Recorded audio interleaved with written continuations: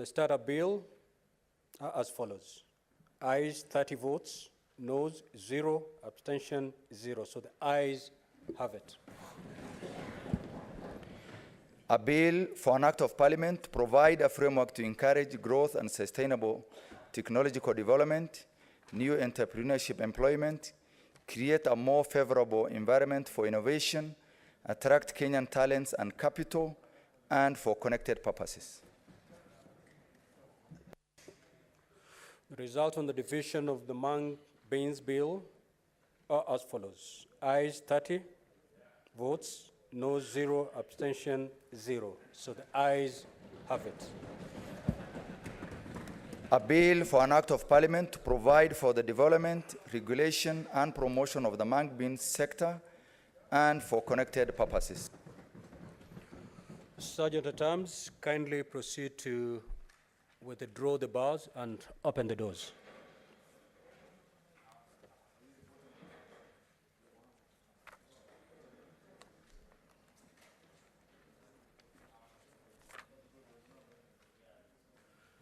Now, honorable senators, this is our very first day upon resumption, and we have moved pretty well.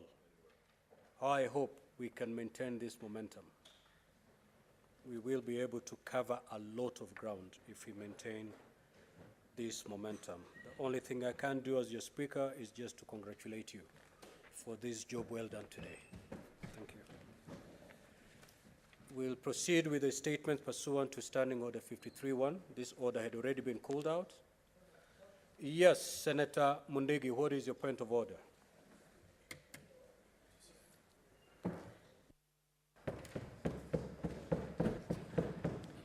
Mr. Speaker, sir, I rise on point of order pursuant to Standing Order 37 to seek leave of the Senate to adjourn to discuss and definite matters of urgent national importance, namely the systematic breach of peace, destruction of public and print property and livelihoods through repeated incitement of members of the public to civil disobedience and illegal public demonstrations and protests that is dismissed with the sense of lawlessness witnessed in several parts of the country on 17 and 12 July 2023.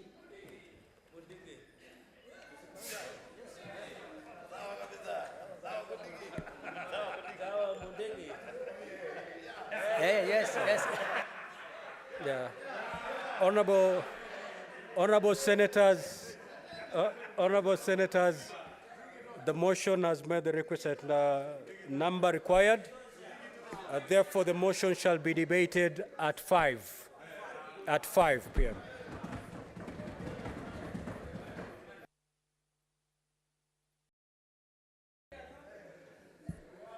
Statements pursuant to Standing Order 53-1. The Honorable Senator Esther Okenyuri.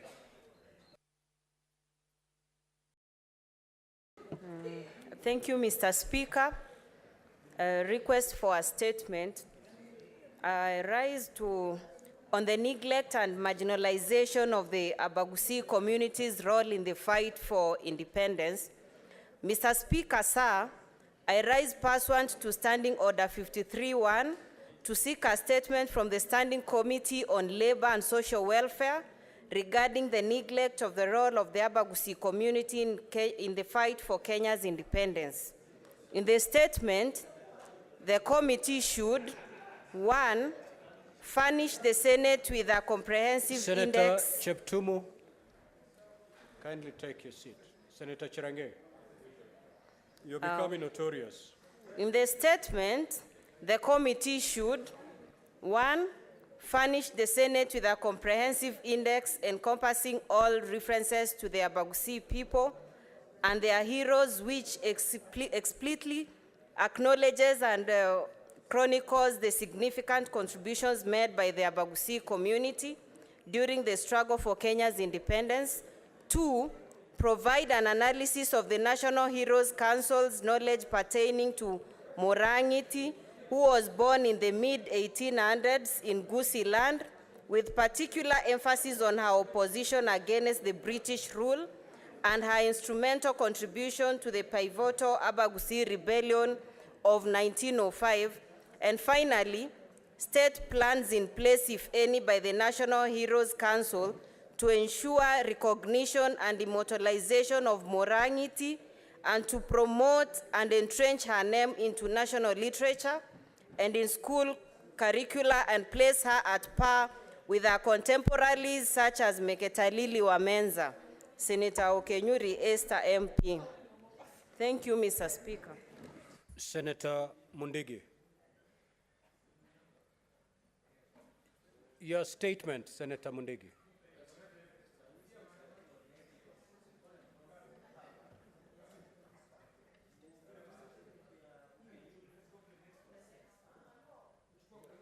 Senator Mundigi, are you prepared? If not, then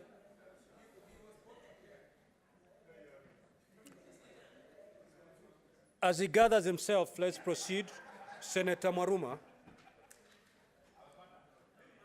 Okay, very well, Senator Maruma. I think Senator Mundigi has gathered himself. Allow him to read his statement. Proceed, Senator Mundigi. Request for statement on distribution of suspended fertilizer by government. Mr. Speaker, sir, I rise pursuant to standing order 53.1 to check a statement from the Standing Committee on Agriculture, Livestock and Fisheries regarding distribution of subsidized fertilizer by the government. In the statement, the committee should, 1, explain why subsidized fertilizer under the government fertilizer subsidized program is only distributed to the regional national cereals and produce board NCPB stores and not to the smallest devolved until at the country level, though causing the fertilizer to be inaccessible to farmers at the grassroots. State whether there are plans by the government to ensure that the subsidized fertilizer is distributed to the ward level or at the chief's office or any other convenient location close to farmers, and 3, state measures put in place to ensure subsidized fertilizer is available and accessible to farmers early enough before the onset of the planting season. Thank you, Mr. Speaker. Senator Maruma.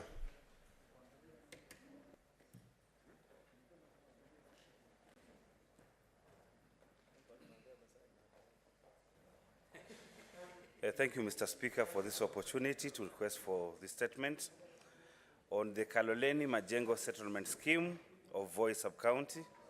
Mr. Speaker, sir, I rise pursuant to Standing Order 53.1 to seek a statement from the Standing Committee on Lands, Environment and Natural Resources regarding the status of adjudication of Kaloleni Majengo Settlement Scheme in Voi Sub-County, Taita Taveta County.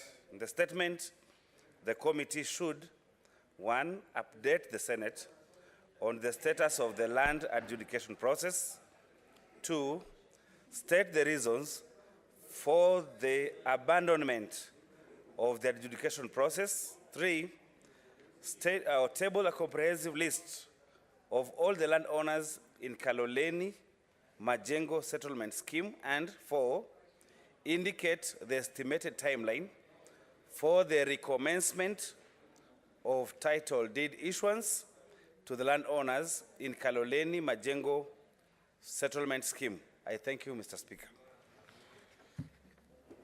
Senator Mohammed Chute.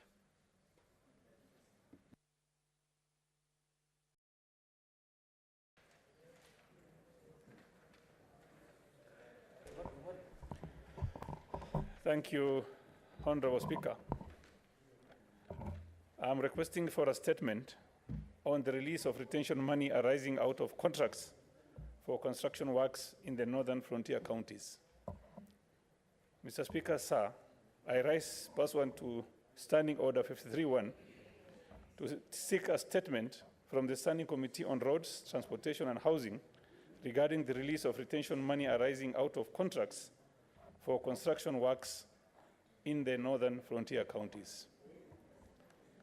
In the statement, the committee should, 1, provide details of contractors engaged by the county government of Garissa, Wajir, Mandera, Marsabit, Isiolo, Turkana, Samburu, and West Pokot to undertake construction works and their respective amounts paid by them as retention money from the year 2017 to date. 2, indicate the status of release of retention money by the county government's respective contractors within the same period, providing reasons for any releases that have not been effected.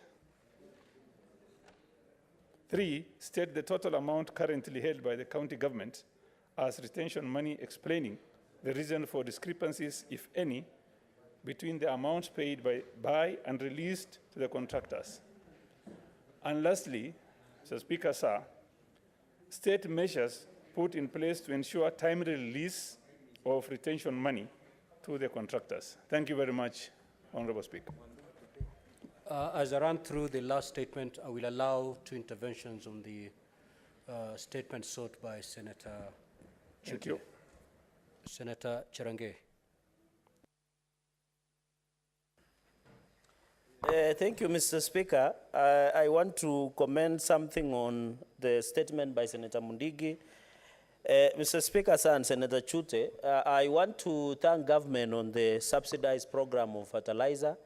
I think what we need to do is now to ensure in future, Mr. Speaker, we devolve to the certain level of either ward level or sub-county level to ease access to farmers. Number 2, Mr. Speaker, when I met farmers at the Bonjoka area, Mr. Speaker, in Kabwareng ward, they requested that the issue of subsidized fertilizer should come up a bit early, especially in November, December. And number 2, Mr. Speaker, we should not only retain subsidized fertilizer only, Mr. Speaker, to only the aspect of maize only. They want it included in coffee, sugarcane, and tea, Mr. Speaker. And I think we had a robust discussion under the leadership of His Excellency Rigathi Gachagua when we were doing tea reforms in Kericho. So, Mr. Speaker, on the aspect of, and I'm happy government has budgeted more than 5 billion for subsidized fertilizer in this coming planting season in the budget, financial budget of 2023-2024. And we hope the small matter in court of the finance bill shall be resolved so that we can get enough and sufficient resources, Mr. Speaker. Finally, Mr. Speaker, on the aspect, and I think on the statement by Senator Okinyuri, even us, I've seen her talking about the role of Abagusi community in the fight against fight for Kenya's independence, Mr. Speaker. Even us, we have what we call Koitalel, Samoe, and the Nandi warriors and the Kalenjin warriors who are yet to be compensated at now. So I'll be very keen, Mr. Speaker, to relook at it, Mr. Speaker. Finally, on the issue of retention of money, the law is very clear, Mr. Speaker, that retention money acts as to protect the government or county governments from liability. Mr. Speaker, if there is anybody who has taken away retention money from these northern frontier counties, Mr. Speaker, they must fail full force of the law. This is illegal. This is against financial law, against Public Finance Management Act, Mr. Speaker, because the retention money are supposed to act as an insurance of the projects that we are undertaking in county governments and national governments, Mr. Speaker. We'll be looking forward, not only the northern frontier counties, even my county, Mr. Speaker, when you check retention funds, especially for flagship projects, Mr. Speaker, they no longer exist. So actually, Mr. Speaker, they are violating the law, and I think what is happening in northern frontier counties, Mr. Speaker, we have had a discussion, especially in Public Accounts Committee, on retention money that affects Mr. Speaker. So I would be keen that, Mr. Speaker, let us not only restrict, Mr. Speaker, to north frontier counties. I would want also other counties to be included, and I request that, Mr. Speaker, this should not go to Committee of Roads. It should come to where I'm the Vice Chair, Mr. Speaker, so that we can handle, Mr. Speaker, because I know, Mr. Speaker, because I know how these people behave.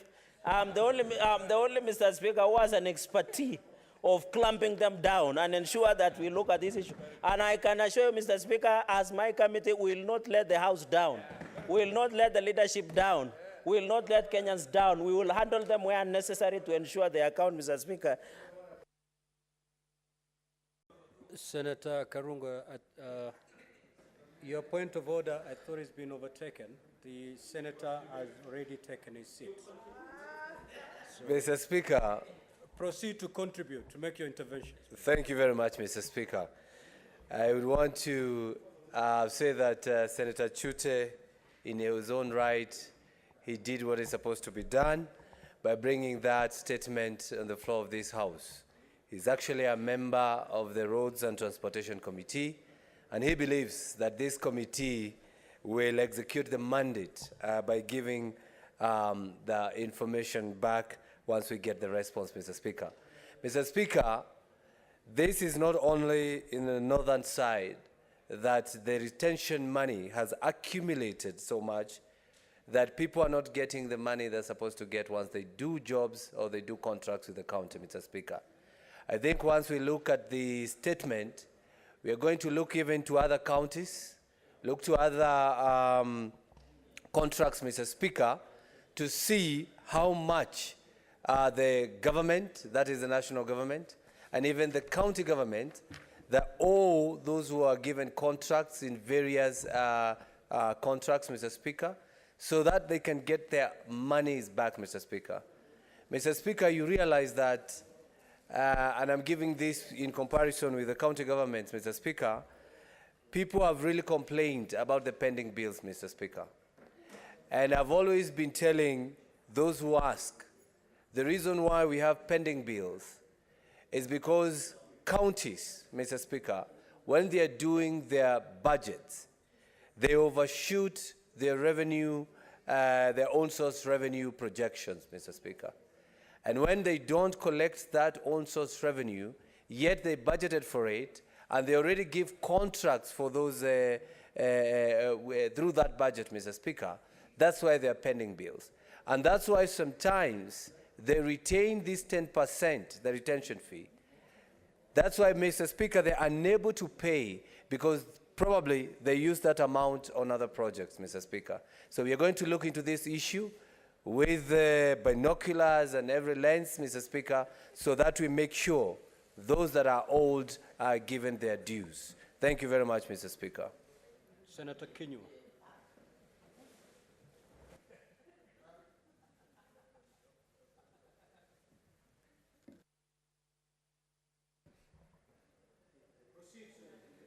Thank you, Mr. Speaker. Nashukuru Bwana Speaker kwa kunipa fursa hii kuchangia kwa taarifa iliyoletwa na Senator Mundigi. Bwana Speaker, ni jambo la kuvunja moyo sana kwa sababu Bwana Speaker, ukiona ya kwamba mbolea ambayo inapeanwa na serikali, mbolea yenyewe badala ya kupelekwa mashinani kabisa, Bwana Speaker, inapelekwa katika miji mikuu, Bwana Speaker, ambapo ni mbali sana na wakulima, Bwana Speaker. Kwa hivyo naunga mkono, Bwana Speaker, mbolea yenyewe ikienda ipelekwe mashinani, mahali ambapo wakulima wenyewe wanahusika kwa hii mambo ya ukulima, Bwana Speaker. Ukitembea kama Laikipia, Bwana Speaker, unapata inapelekwa na nyuki, inapelekwa pale Nyahururu, Bwana Speaker, na ilhali wakulima, Bwana Speaker, ambao wanahitaji ile mbolea wako mashinani, ipelekwe Rumuruti, ipelekwe Olmora, Bwana Speaker, ipelekwe Sipili, ipelekwe Matanya, Bwana Speaker, ipelekwe Yomireria, mahali ambapo wakulima wako ambao wanahitaji ile mbolea, Bwana Speaker. Kwa hivyo, Bwana Speaker, nashukuru na naunga mkono hoja ama taarifa iliyoletwa na Mheshimiwa Mundigi. Asante, Bwana Speaker. Senator Aaron.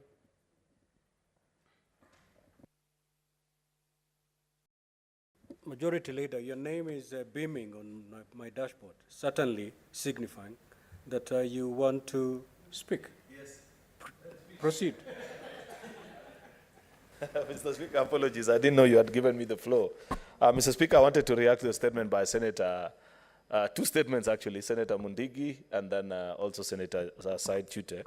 Let me start with Senator Mundigi's statement. Mr. Speaker, I like the angle that Senator Mundigi has pursued, where we are asking of the Ministry of Agriculture to furnish this House, Mr. Speaker, with details on the plans that they have to ensure that there is flawless distribution, Mr. Speaker, of the fertilizer program. Mr. Speaker, this is one of the signature success stories of this administration, Mr. Speaker. Mr. Speaker, because of the many theories that are being peddled by prophets of doom about what this administration has achieved in the last 8 months, we have missed an important celebration. When this administration came to office, Mr. Speaker, there was a bill of 8 billion Kenya shillings at the Ministry of Agriculture to register farmers and map them out for purposes of distribution of fertilizer, Mr. Speaker.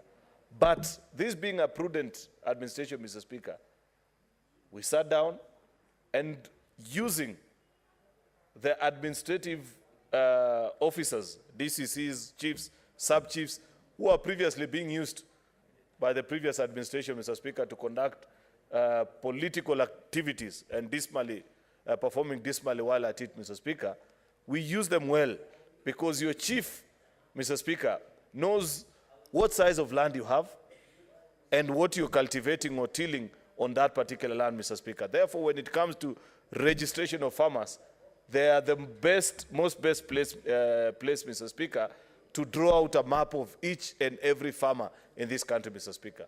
Out of that program, more than 6 million farmers, Mr. Speaker, have benefited out of this program. Spent perhaps less than 50 million Kenya shillings to carry out this program, Mr. Speaker, something which the previous administration had budgeted over 8 billion Kenya shillings to undertake, Mr. Speaker. But what Senator Mundigi is asking of the Ministry of Agriculture, Mr. Speaker, is a valid concern. That after the registration of the 6 million farmers, Mr. Speaker, and an increase of more than 200,000 hectares of land under cultivation on this program, Mr. Speaker, that it is now time to upscale this conversation and ensure that farmers don't have to travel for long distances. That my farmers, for example, in Kipkelion West Sub-County, don't have to take the matatu all the way to the Kedoa NCPB stores, Mr. Speaker, to pick 1 or 2 bags of fertilizer, Mr. Speaker. That government must find ways of ensuring the last mile exercise of this program, Mr. Speaker, is well drawn out, either by use of the list structure of the devolved unit, that is the wards, ensuring that in collaboration with our county governments, you ensure you find a safe storage for the fertilizers that are due for farmers in a particular ward, or if that becomes even difficult, because, Mr. Speaker, that will be an enormous task. If I think of my own ward of Kabianga, where I come from in Kericho County, Mr. Speaker, everybody is a farmer, and everybody expects fertilizer. So if you say that you place it at any of the centers within that particular ward, Mr. Speaker, it will mean that you have hundreds of thousands of bags, and therefore subject to risk of theft and the following. Perhaps by use of agrovets, Mr. Speaker, because in every town or small center, Mr. Speaker, in this country, at least in places where they practice farming, Mr. Speaker, there is an agrovet. And I'm sure, Mr. Speaker, because this is a promise that we made and was in our manifesto, Mr. Speaker, that it is possible to register them and have them carry out the last mile exercise, Mr. Speaker, so that farmers can just simply walk to their center. They will not even need to hire boda boda or anything, Mr. Speaker. On their bags, on their bags, Mr. Speaker, they would be able to find this fertilizer, Mr. Speaker. Therefore, I hope that our colleague, Senator Mithika Linturi, is listening to the conversation in the Senate this afternoon, hearing that the concern that senators have on behalf of the farmers that they represent, Mr. Speaker. Mr. Speaker, that is how you feed your people. I say that, Mr. Speaker, because I saw our colleagues from the minority side yesterday saying that if we want them to stop causing the wanton destruction of property that they are carrying out in the country, that we give people food, Mr. Speaker. How else do you give people food? Food doesn't fall from the sky. It is cultivated in people's farms. That's why we are giving out this program. That's why we are seated here. That's why Senator Mundigi is asking of the Ministry of Agriculture that they execute this program with military precision and ensure that every farmer receives the due bag of fertilizer to them so that we can have a prosperous and a country that is well fed so that people can work and not have to carry sufurias on their head, Mr. Speaker. Lastly, Mr. Speaker, is the statement by Senator Said Chute. That's an interesting one, Mr. Speaker, because I have seen the list of demands that he has placed, Mr. Speaker. It will be interesting to know perhaps where is it that you collate all this information? Because it relates to information on about 7 or 6 counties, Mr. Speaker, on the various contractors that they hired or they procured for goods and services, Mr. Speaker. Perhaps maybe Office of the Controller of Budget, but then the Controller of Budget only approves what counties have sent. I don't think we have a centralized place, but this will be interesting. I don't want to preempt the work that our colleagues in the Finance and Budget Committee will do, Mr. Speaker, but it will be interesting to know where you'd source or whether each county will individually file their own for comparison purposes. But it's important, Mr. Speaker, we get to know, because, Mr. Speaker, the conversation shouldn't be just about the northern frontier. Mr. Speaker, there are very few contractors who, when we began in 2013, the devolution cycle, did business with county governments that are still in active business simply by relying on county governments alone, Mr. Speaker. Many have either left that trade or switched on to do other things, Mr. Speaker. Because one of the, perhaps, in fact, I saw some people say, working or doing business with county governments should be included in one of their 1,000 ways to die, Mr. Speaker, in this country. Because you can wait for your payment for many, many years. Many Kenyans have been auctioned, Mr. Speaker, because of just doing or plying their trade with county governments, especially those that do business in the last financial year before elections, Mr. Speaker. Lucky are you if the next administration moves on to pay you. And therefore, we must have safeguards, Mr. Speaker. I know Senator Mariam Sheikh had proposed to us the prompt payment bill, and many of us, we held different views. I saw the response from the Committee on Finance about the challenges that you'll have with implementation. But we must still be able to address this particular issue of payment to contractors across administrations, Mr. Speaker. The fact that I did work in Kilifi County, Mr. Speaker, under the governorship of Amason Jeffa Kingi, does not mean, Mr. Speaker, that when the new governor comes into office, that I'm denied an opportunity to be paid, Mr. Speaker. This is a problem that is prominent in all our 47 devolved units, Mr. Speaker, and many contractors continue to suffer. So I hope when this committee consider this request by Senator Chute, Mr. Speaker, they will also find time to listen to the challenges with all these other contractors, so that as a House, perhaps we can reach a resolution and have a firm solution to this particular issue, Mr. Speaker, in the greater interest of the people who do business with our county governments. Thank you for the opportunity, Mr. Speaker. Senator Abbas.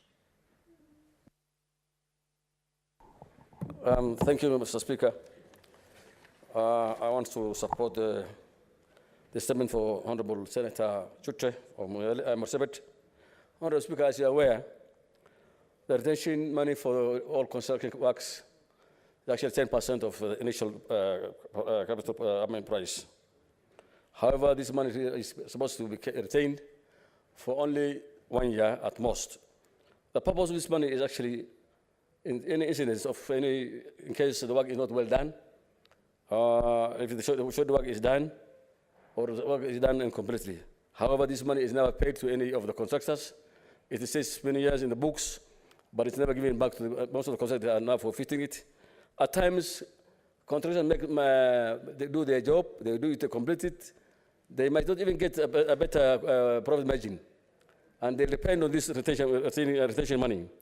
But however, this money is not actually paid back to them, and most of the money is forfeited, and at times it stays for some years in the books, and it becomes automatically forfeited.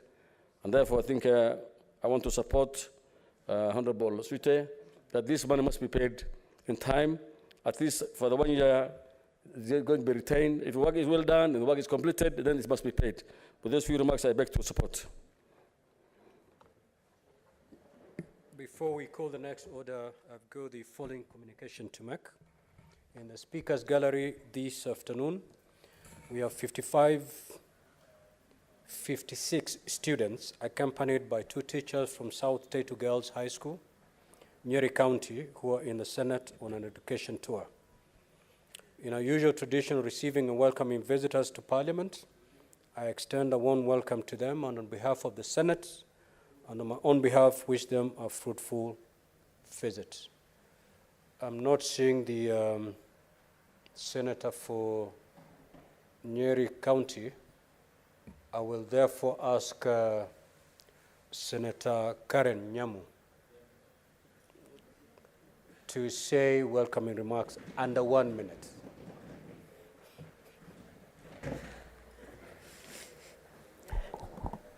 Thank you, Mr. Speaker, for giving me this opportunity to say words of welcome to the visiting students. We welcome you this afternoon to our session in the Senate to observe how we carry out our business here. We are bound by rules of the House. I'm sure you have had some sessions with your teachers and the guides here in the Senate.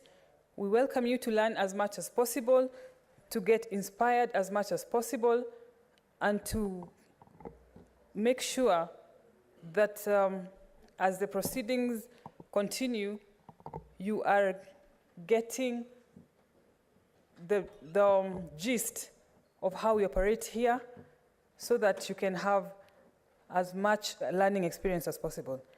Thank you, Mr. Speaker. I will allow Senator Methu to also say brief remarks, welcoming remarks.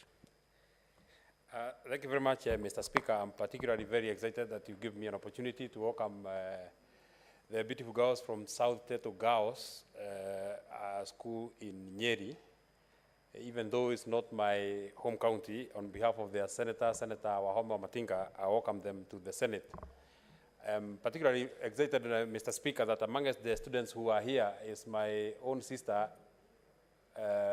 Hannah Njoki, a good girl who was left by her mother when she was a primary school kid, and she has beaten all odds, and I'm very, very, very proud as her guardian that she's now a student and she's doing very well.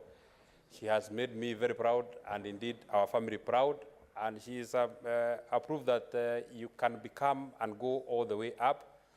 As I wish them well and in their visit to the Senate. When I last visited their school, Mr. Speaker, they asked that they would want to come to the Senate so that they see where the brother of one of their colleagues work and ply his trade. And I'm very happy that we've made this happen and we have made it possible. I just want to tell them the words that I've told them, that if they believe in themselves and they begin working very hard, they will become whatever they would want to become. Through Anne and myself, they're able to mirror themselves and they're able to see that they can become and go all the way up. I wish you well. Most of them, Mr. Speaker, are Form 4 students, including my own sister who is a candidate. So from the floor of the Senate, I give you my best wishes. Please go and conquer the world, go and conquer the exam, go and become great leaders. Among us, the senators who are in these chambers are good senators who have gone all the way up. I'm particularly very excited that Senator Professor Margaret Kamal is here, who became a professor on the year that I was born, Mr. Speaker, and she has been afloat through and through, having been a member of parliament, having been a minister of higher education on the year that I joined the university, and she's an example that the girls from South Teto Girls can take after. I wish them well, including some other very young colleagues who are here, Senator Maletian, other young senators who are here. You have all the examples. Senator Karen Nyamu, who just spoke to you, you have all the examples to become whatever you want to become. I wish you well as you go back to Nyeri. Next order, clerk. Order number 8, the Community Health Services Bill, Senate Bills number 24 of 2023, first reading.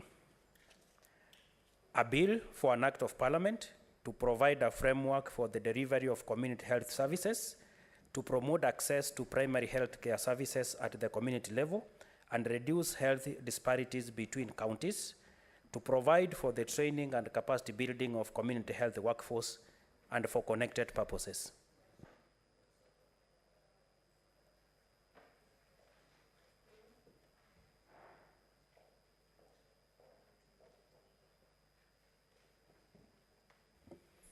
Next order. Order number 12, the Persons with Disabilities Bill, Senate Bills number 7 of 2023, second reading, resumption of debate.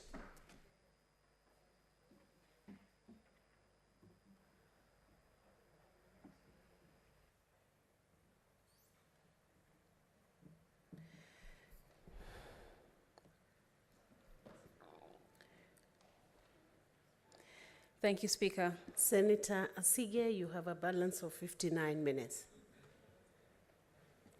Thank you, Speaker. I beg to move that the Persons with Disabilities Bill 2023, Senate Bill 7 of 2023, be read a second time. Speaker, history tells us the story of a poor, young, blind Kenyan man from Makueni named John Kimuyu, who in 1959, at 26 years old, defied age, race, and disability to court and soon after marry Ruth Holloway, a very well-off 35-year-old white missionary woman from Nottingham, England, who was his teacher at the School for the Disabled at the time that he attended. Needless to say, Speaker, the union in 1959 was unfathomable. Amid segregation and high tensions around British colonialism, this was the backdrop to which their story progressed, attracting much opposition from the British community because of his race, of course, but also because of the disdain for Mr. Kimuyu's disability. In response, this also saw Kenyans with disabilities take to the streets in protest of this discrimination. Although black men, including Mzee Jomo Kenyatta and Agwin Skodek, had both freely married white women themselves, protesters demanded that Mzee Kenyatta protect the inherent right of PWDs and their right to marry freely. And that, Speaker, is where the arduous journey of disability inclusion began. Speaker, it is said that love is blind, and perhaps it is. But I would go further to say that disability is blind. Blind because disability does not discriminate. People do.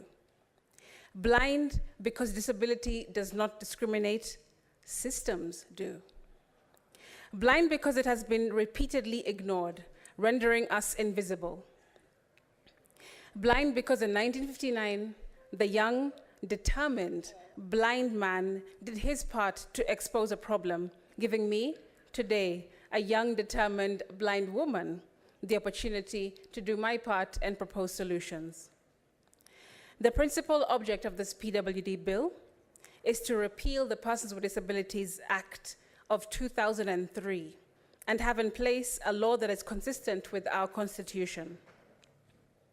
The bill places emphasis on human rights approach towards the realization of rights for persons with disabilities.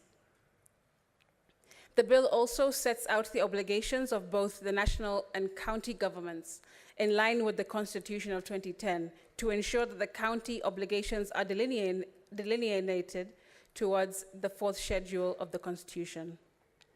The bill also incorporates the provisions of the United Nations Convention on the Rights of Persons with Disabilities, as well as the Protocol to African Charter on Human Rights. Speaker, currently there is no legal framework that sets out the obligations of the county governments with regard to persons with disabilities, that is. This bill, therefore, seeks to impose obligations on each level of government to address the needs of PWDs, in line, of course, with Article 54 of our Constitution. Under this bill, the national government is mandated to, among other functions, develop policies on the protection of persons with disabilities, promote integration of persons with disabilities in education institutions, healthcare, justice systems, also promote the inclusion of PWDs in employment and the public service, and implement preferential procurement measures for PWDs managed by, for entities managed by PWDs. Speaker, the implementation of the above is vital, as it is crucial to avail resources to make it easy for inclusion and integration of PWDs in all services. Let's take the healthcare system, for example. There are cases where a deaf person has gone to a hospital and receives a prescription that says 2 times 3. To you and I, that seems like a very straightforward instruction. Take 2 tablets 3 times a day. But that would be a wrong assumption in this case. That's what we call ableism, Speaker. Without a trained sign language interpreter present to communicate the prescription, this deaf patient calculated simple maths, 2 times 3, and thought that they should take 6 tablets at once.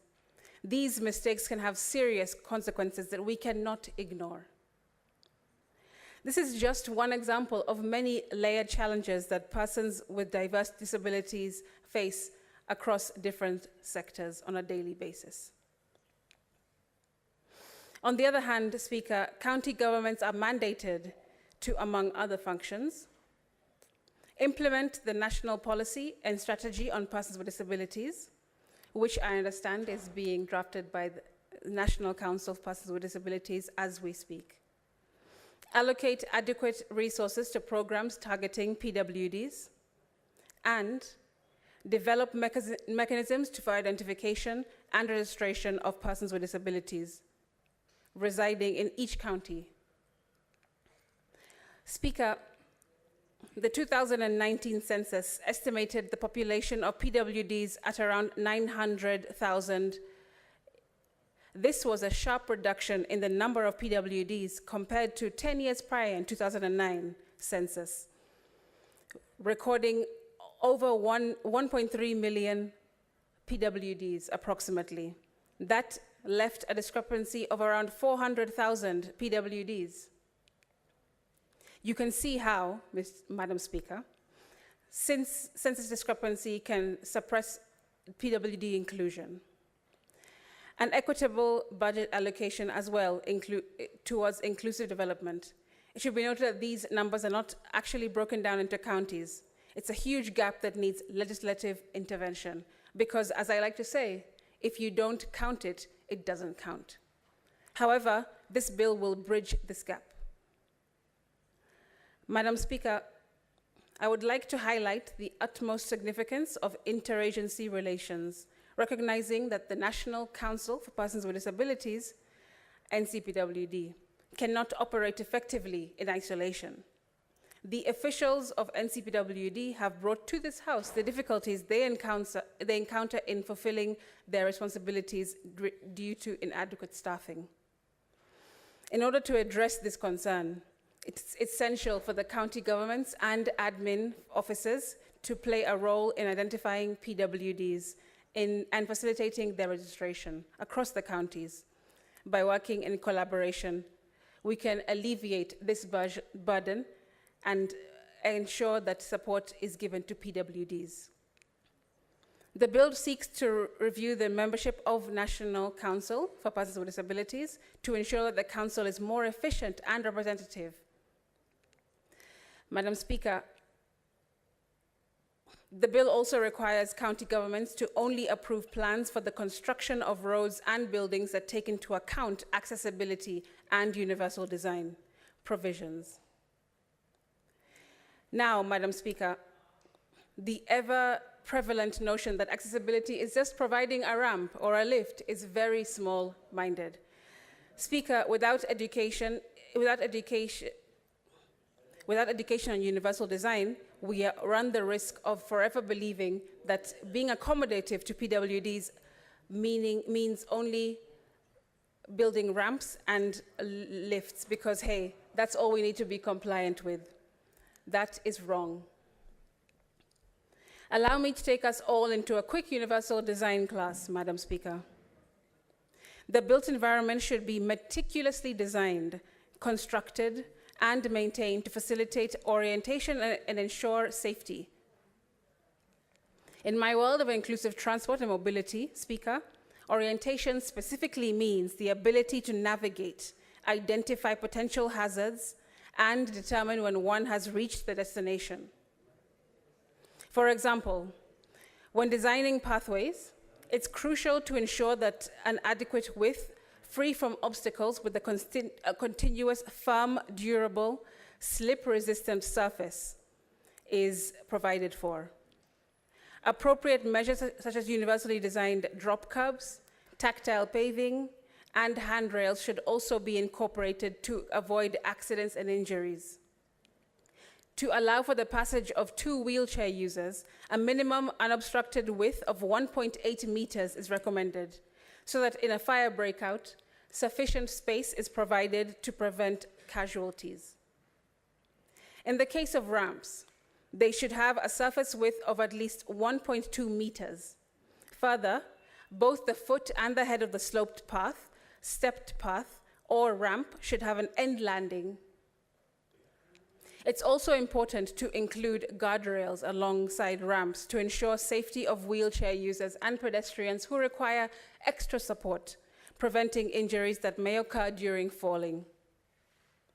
These intricacies are often overlooked by our architects, urban designers, construction companies, and agencies, but are vital in creating truly accessible environments for all to use.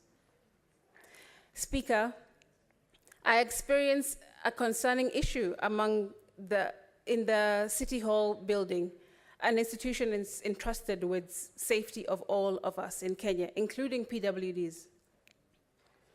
For a period of time, the building had no functioning lifts, resulting in restricted access for PWDs and other individuals with limited mobility, like the elderly, attempting to reach specific offices on various floors. If City Hall, an entity whose needs to lead by example, fails to uphold these requirements, how can we expect that other institutions to comply?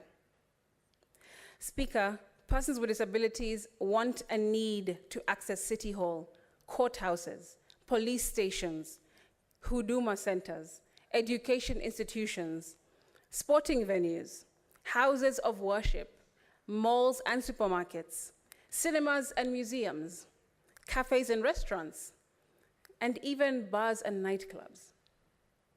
It may be hard to believe, Speaker, but we don't only visit hospitals and therapy facilities as PWDs. We have a life and we want to live it as fully as we can. In order to align the functions of the Council with the Constitution of Kenya, this bill proposes to enhance the powers and functions of the National Council for Persons with Disabilities by including functions that require the Council to liaise and consult with county governments and other relevant agencies.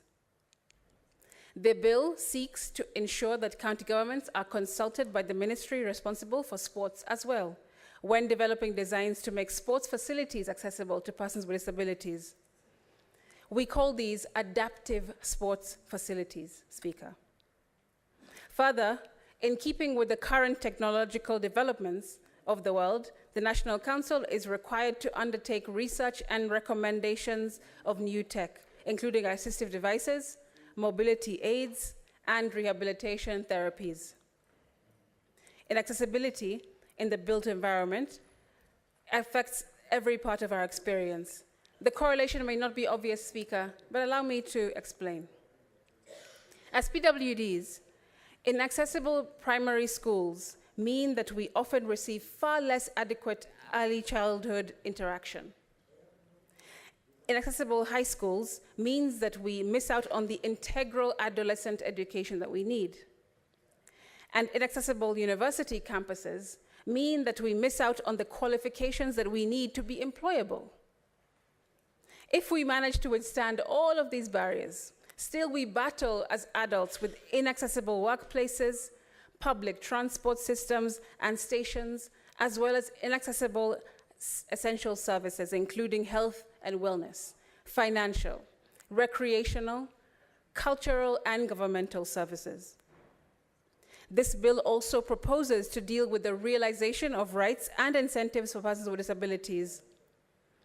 The bill is specific on the following rights, among others: the right to equality and non-discrimination, the right to legal capacity, the right to marry and form a family, the right to human dignity, the right to education, the right to work, and the right to health. The bill provides for incentives and reliefs, including tax exemptions, incentives for local manufacturers of assistive devices, access to credit, exemption to taxable income if you're an employer person with disability, and exemption from postal charges. The bill makes provisions against harmful practices, torture, and cruel treatment against PWDs, providing for life imprisonment on conviction. The bill also amends the Films and Stage Plays Act to compel makers of film to make such films accessible to people with disabilities, which I personally very much enjoy as a provision. Madam Speaker, we have an obligation to ensure that persons with disabilities are at long last recognized, respected, and included in our society. Building the environment through inclusive development is far more than just development, Speaker. I see it as a common thread that either brings PWDs closer to or further away from the dignity, independence, safety, confidence, equity, and inclusion that we work twice as hard to enjoy every day. To do so, we must pass this bill.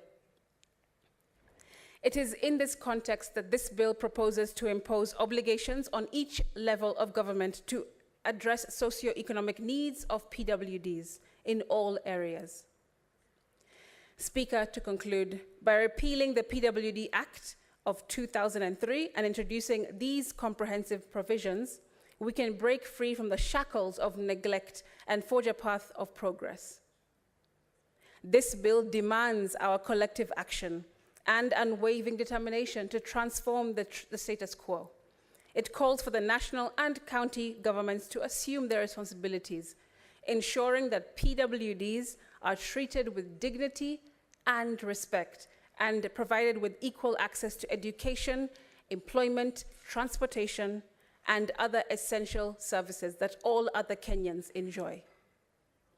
Let's challenge ourselves to envision a society where disability is not ignored, but a realm of untapped potential for far-reaching diversity, equity, and inclusion in Kenya. Madam Speaker, at this point, I beg to move and call upon, I'm not sure if my seconder is here behind me because I can't see, but my seconder was Nairobi Senator. He's not there. He stepped out. Thank you. I then call upon Senator Cherargei, if you would be so kind to second. I thank you. Senator Cherargei. Thank you, Senator Sige.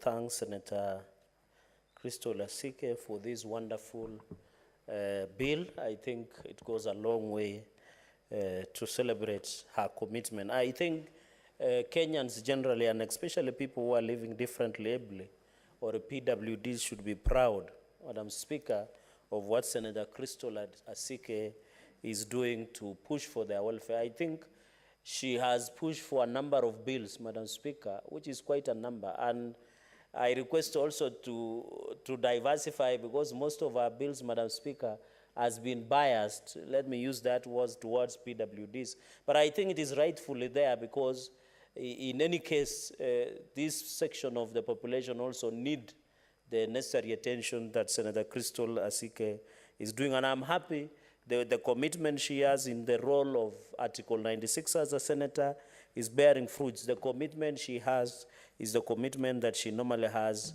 or she has used to on a creative wall. And I assure you, Madam Speaker, once in a while when you listen to her songs, they are well thought out and in us a lot, especially for some of us who did Fasihi or literature. It sends very good messages across. So, Madam Speaker, the basis of the PWD, the Persons with Disabilities Bill 2023. Madam Speaker, according to 2019 Population and Housing Census, the population of PWDs in Kenya is 2% of the population. That is 0.9 million people live with PWDs in Kenya. Madam Speaker, to be a PWD, sometimes many people imagine that you must be born with it. Sometimes because of the accidents, Madam Speaker. You saw what happened in Londiani Junction, where over more than 50 lives were lost, Madam Speaker. And we still empathize and sympathize with those families, Madam Speaker. A number of many people are still recuperating in the hospitals. And some of them might become permanently disabled. And these were able-bodied Kenyans, Madam Speaker. So PWDs does not mean that sometimes you are born with it, or because of other things in life, like accidents, which is rampant in this country, Madam Speaker. And I hope the relevant agencies, NTSA, Traffic Department, the Ministry of Transport should seize the matter, because we are losing many Kenyans through road accidents. And secondly, Madam Speaker, we are also losing many Kenyans who either lose their limbs or their hands, Madam Speaker, or even lose the act of seeing, Madam Speaker. And therefore, it becomes a challenge. So when we have a topic about the people living with disability, Madam Speaker, we should not imagine that these are different from us. They are also part of Kenyans. And there are people who are temporarily disabled, Madam Speaker. And where I come from, I'm happy, Senator Crystal, you are taking the lead in this, in the issue of legislation to ensure PWDs are recognized. Like in Nandi, we have a number of schools, like Kenya School, Kapsabet School for the Deaf in Kapsabet Town. We have small homes that are being sponsored by Catholics in Tindred, especially in, Madam Speaker, in Tachazis, which is sponsored by the Catholic. And I want to commend the role of religious organizations in this country. It's the Catholic has taken a role. A number of religious, even Salvation Army, Madam Speaker, are also playing a critical role. The Quakers, the Anglican, the Adventists. I want to commend the religious organizations for taking keen interest, especially to assist people living with disability. And Nandi has been a beneficiary of, especially of small homes that are supported by, Madam Speaker, by the Catholic Church of Kenya. And I want to really thank the Bishop of Eldoret Diocese, where our jurisdiction, my jurisdiction fall, Bishop Dominic Mengich, Madam Speaker, for ensuring those small homes continue to run. And you know, Madam Speaker, I visited, another one is in Dalat Jobs Public School for the people living with disability. The name Job comes from a young man who was born without arms and limbs. And she attended a normal primary school in Dalat in Masab sub-county. He went ahead to establish a public school specifically for children living with disability. And at the beginning of the year, around March, Madam Speaker, of this year, I visited that school. Madam Speaker, when you see the teachers and the community who support such children, Madam Speaker, they are doing a lot of job. These are heroes. These are people we should be giving head of state commendations. We should be recognizing them. Not people who just carry kiteri and on the line and just vote and then you give them head of state commendation, Madam Speaker. When you go and see, these are children who have different challenges, Madam Speaker, and they take care of them, they change them, they teach them to work, they do physiotherapy, Madam Speaker. And I'm impressed from what Job is doing in Dalat School for PWDs, Madam Speaker. And I will, one of these fine days, I'll request Senator Crystal Asige to visit those of my two schools. There are only two in the county, and also encourage, even to motivate them, to tell them being different is like all of us. Even if you are PWD, it does not mean you have less opportunity. If you are aggressive and you work hard, you can be who you can be. Madam Speaker, in the upshot of my opening remarks, because I'll be very brief, because I've been given the honor to second. Madam Speaker, when you look under Article 54 of the Constitution, it talks persons with disability. And I think the Disability Act that is credited to then Vice President Moody Awori of 2003, I think it has been overtaken by events, and I agree with her that we need to repeal that law and come up with a 2023 one sponsored by Crystal, the PWDs Act, and it is based on Article 54 of the Constitution, because Constitution 2010 is very clear. Like, for example, Madam Speaker, under Article 54, basically what Senator Crystal has done is the import of Article 54 and now give it a prescriptive nature in the legislation.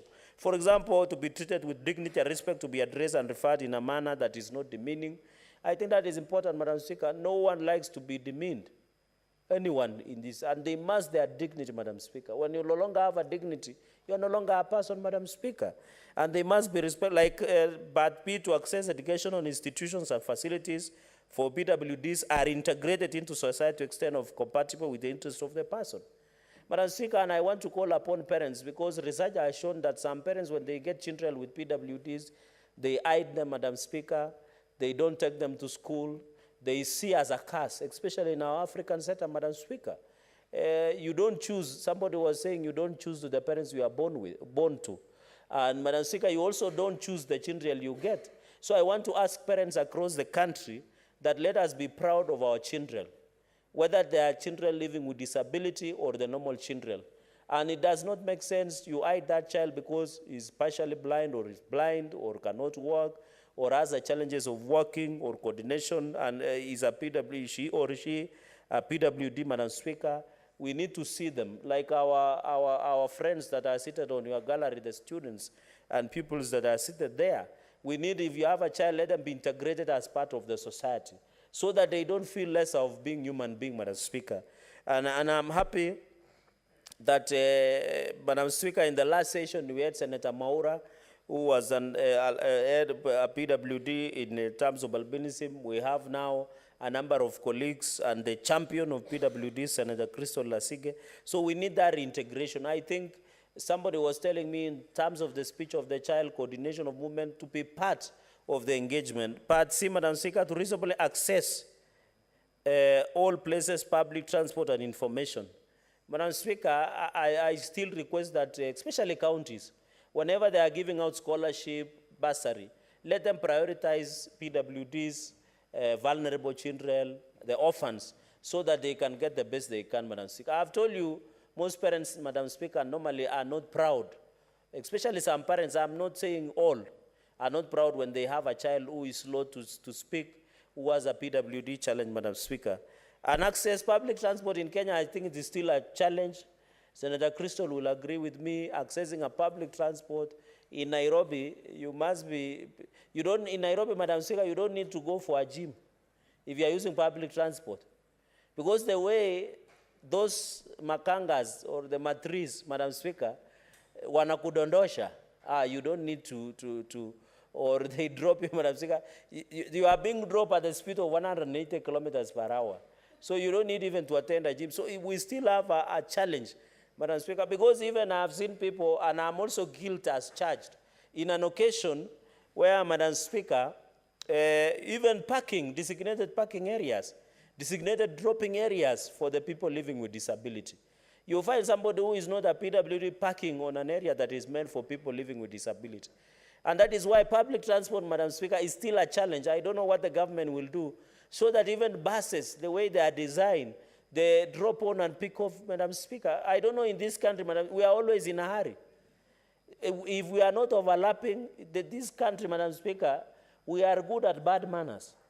Because if the matatus are not overlapping, the private cars are not overlapping, they don't care PWDs. I'm happy a number of matatu touts, Madam Speaker, sometimes I saw a story, I can't recall when, where they used to drop and pick her, a lady who was disabled. And those are heroes we need to celebrate, because we need to do civic awareness that our Kenyans, 0.9 million Kenyans who are PWDs, also require these services, Madam Speaker. Article 54D, to use sign language, braille, and other appropriate means of communication. Madam Speaker, I think, and I want to thank Senator Crystal Lasika, I think I've seen media houses, even public functions, be it private or public or government functions, I normally see people with sign language. And I think Kenya has come and grown because it was not there before, Madam Speaker. And also to access materials and devices to overcome constraints from persons' disability. The final one, Madam Speaker, is Article 54E. I agree with Senator Crystal that we need to give tax-free and tax exemptions, especially to assistive devices.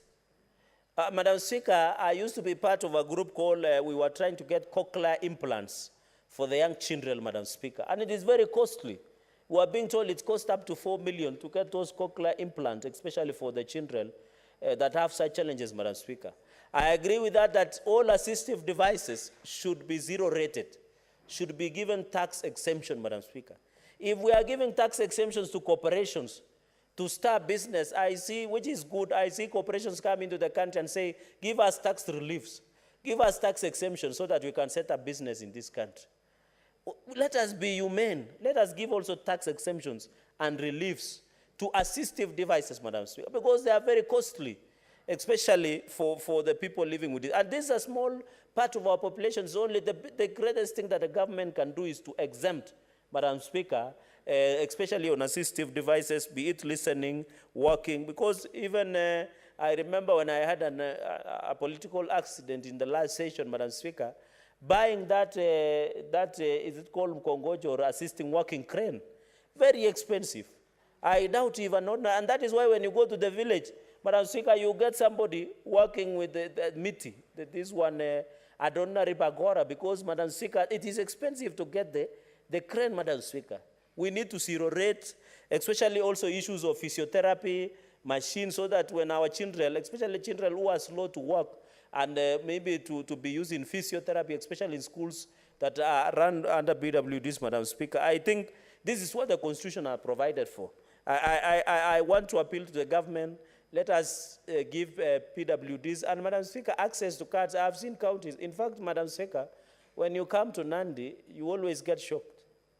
The PWDs of Nandi are only, when there is a PWD World Day for people living with disability, they are only given soda and mkate, or soda and bread only, and some blankets.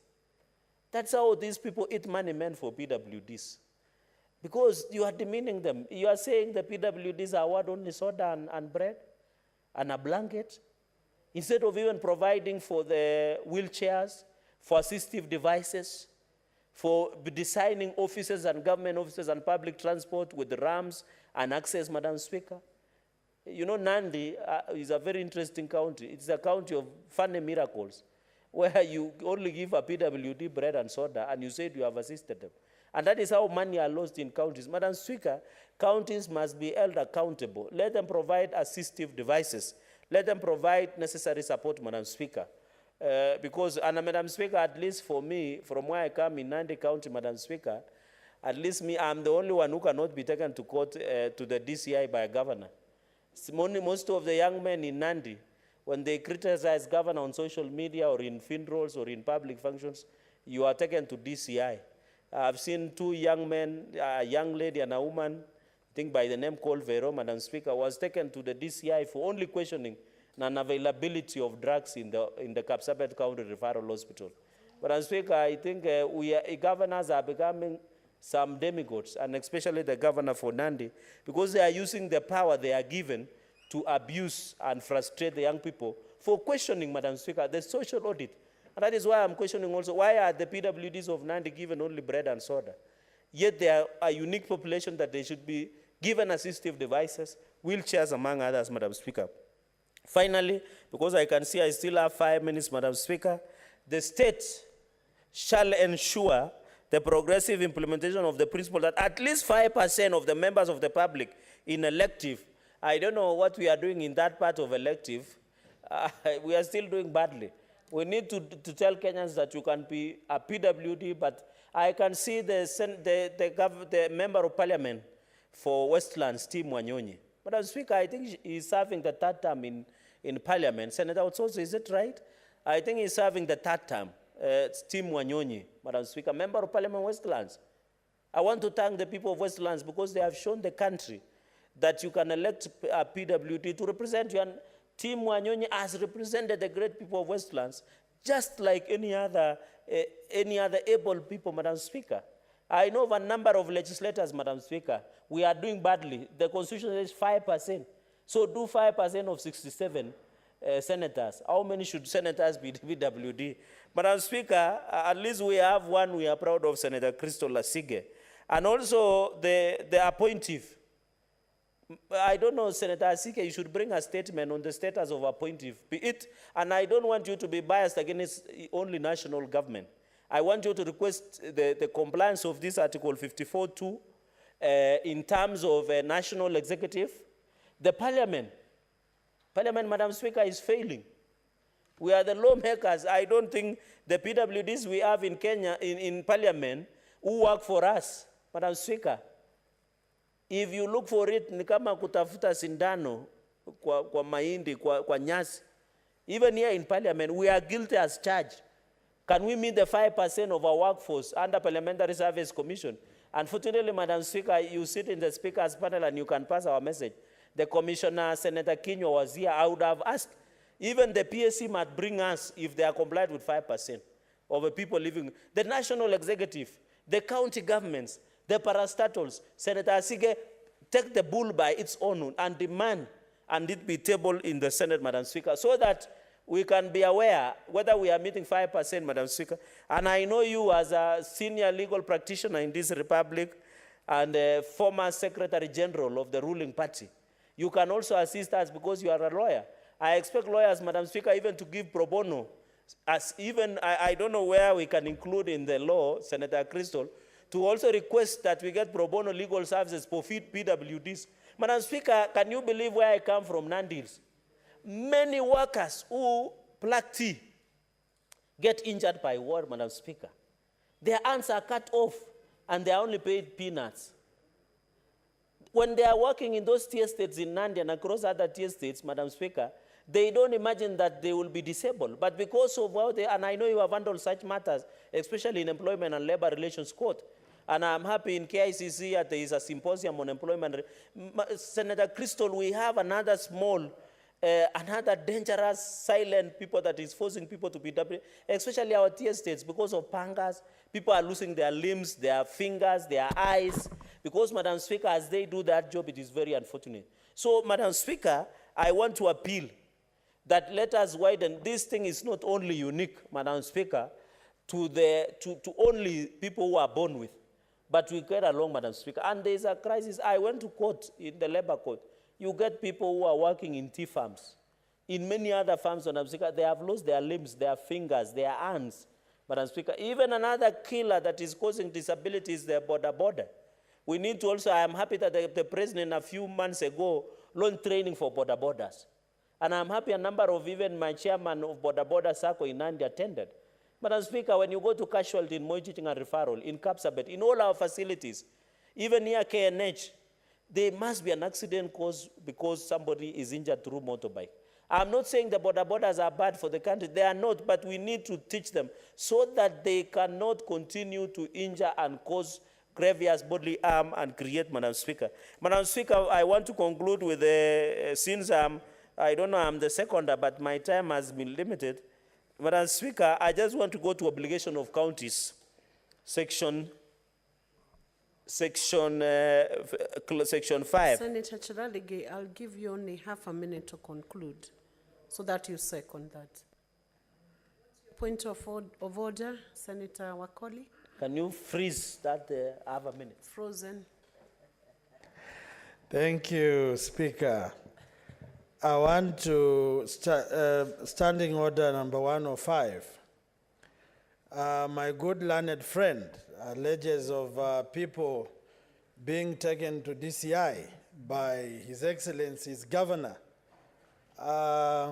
If a senator has sufficient reason to convince the Speaker that standing order, is it in order for the good advocate barrister to allege that bloggers or young people working online will end up being disabled by the standing governor?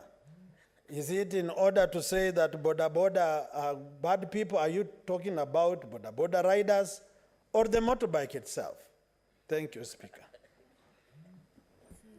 Honorable Senator Chiralige, you know the firm rules of the standing order. Correct. And the procedure and the practice of this House. Correct. You cannot allege facts without proving them, especially when you're alleging them against a person who is not before this House.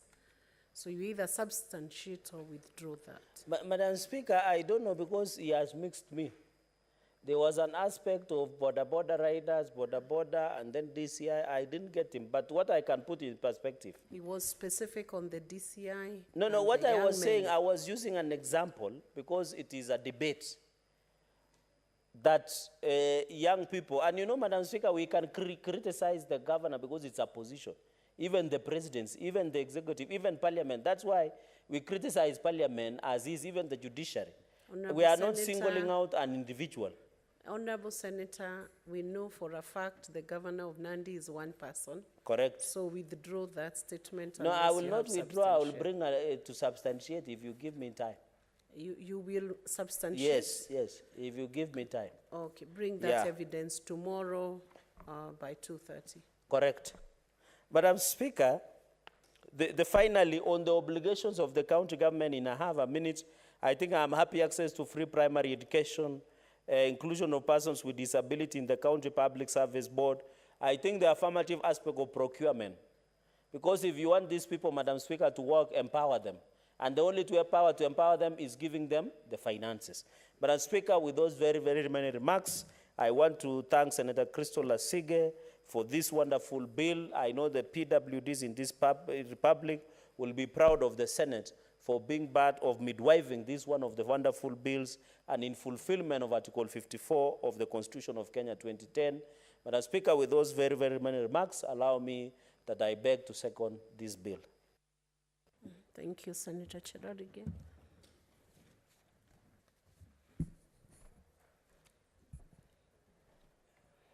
Honorable Senators, I propose the question that the Persons with Disabilities Bill, Senate Bills number 7 of 2023, be now read a second time. I have a communication also from the chair on visiting teachers and students from Gatamayo High School in Kiambu County. Honorable Senators, in the public gallery, we have 48 students accompanied by 3 teachers from Gatamayo High School, Kiambu County, who are in the Senate on an education tour. Honorable Senators, in our usual tradition of receiving and welcoming visitors to Parliament, I extend a warm welcome to them, and on behalf of Senate and on my own behalf, wish them a fruitful visit. Thank you. And I want to call upon Senator Joe Nyoto from Muranga to welcome the students together with Senator Otsotsi. Half a minute each. Thank you very much, Madam Speaker, for this opportunity to welcome students and teachers of Gatamayo Boys High School. We want to thank the administrators of that particular school for choosing the Senate as a place where the students can come and learn. And we want to welcome them here, like you have said, Madam Speaker. And we want to tell the students that what they have seen happening here is exactly what they should aspire to be doing in the future. Very sober debates, very sober contributions, and this is what the Senate does. I know they will be taken through the roles of the Senate by the Sergeant-at-Arms and those that receive them. But Madam Speaker, I want to tell them that we were students like them.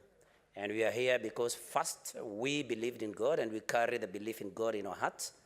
We obeyed our teachers and our parents, and most of all, or above all, we worked hard. And so, our dear boys, sons from Gatamayo, welcome to the Senate. Thank you, Madam Speaker. Senator Joe, Senator Otsotsi. Thank you. I'm Godfrey Otsotsi, the Senator of the good people of Vihiga County. I also join in welcoming the students from Kiambu County to this Senate this afternoon. Kiambu is a great county, and historically Kiambu has produced 2 presidents of this country. So you are welcome to the Senate, and I hope you learn a lot from what you are seeing around. Coming to the gallery is a very refreshing thing. I got interested in politics and leadership because in 90s when I was at the university. I used to frequent the public galleries. Those days they used to allow members of the public to come to the galleries, and I learned a lot. I saw people like Martin Shikuku, I saw people like Mwai Kibaki, Raila Odinga, people like James Orengo, and I learned quite a lot. By then, William Ruto was not there. He came in 97. So he's a very recent politician. So I get to know a lot, and I got interested in politics, and I worked hard to become nominated member of parliament and later on the senator of the great people of Vihiga. So I'm sure you will learn 1, 2 things and you'll get interested, but for now, concentrate on your studies, grow in your academics, and become professionals and join politics after you have worked and understood how the environment works, how professionals work, to get experience and understand leadership from there. So welcome again any other time. And the senator of your county, the Miracle Senator, is my great friend and a very serious member of my committee, Senator Thangwa. And I call upon you to also emulate him, because he was an MCA, CEC, and later on he became the senator of the great people of Kiambu. So welcome to the Senate this afternoon. Thank you, Senator. And now we will resume the debate on the Person with Disabilities Bill. And I want to call Senator Joe Nyoto Moranga County to proceed and debate. Thank you, Madam Speaker. I rise to support this bill sponsored by Senator Asige. Madam Speaker, this is a bill that was brought to the Committee of Education that I chair, and we were able to go through most of the provisions in this particular bill. And Madam Speaker, we have also been able to organize as a committee a visit to institutions that teach this group of Kenyans, Madam Speaker. We have been able to go to Uasin Gishu County, and we were able to visit a school for the hearing impaired. I think that is the right way to put it. We were also able to visit those with some mental challenges. We were also able to visit a school for those with autism. And Madam Speaker, this is a group of Kenyans that we need to think very deeply about. And this bill could not have come at a better time. One thing we were told, most of these schools are understaffed. Why? Because especially in schools where, or in schools of those with the mental challenges, sometimes we were told that every learner may need to have a teacher for themselves. That is a ratio of 1:1. That is teacher-student ratio of 1:1, Madam Speaker. And so when this bill proposes allocation of more resources, especially to schools or to learning institutions, then, Madam Speaker, this is a bill that we should all support. And because counties are limited in a way in the matter of resources, Madam Speaker, I'm so happy that this bill puts obligations on the national government besides county governments. That, Madam Speaker, there should be minimum standards and guidelines to be adhered to by public transport vehicles also, because we are not only talking about learners. Because sometimes when you look at our public vehicles, we do not have any provision whatsoever for people with disability. In fact, the way they are made, the way the seats are arranged, there is no provision for that.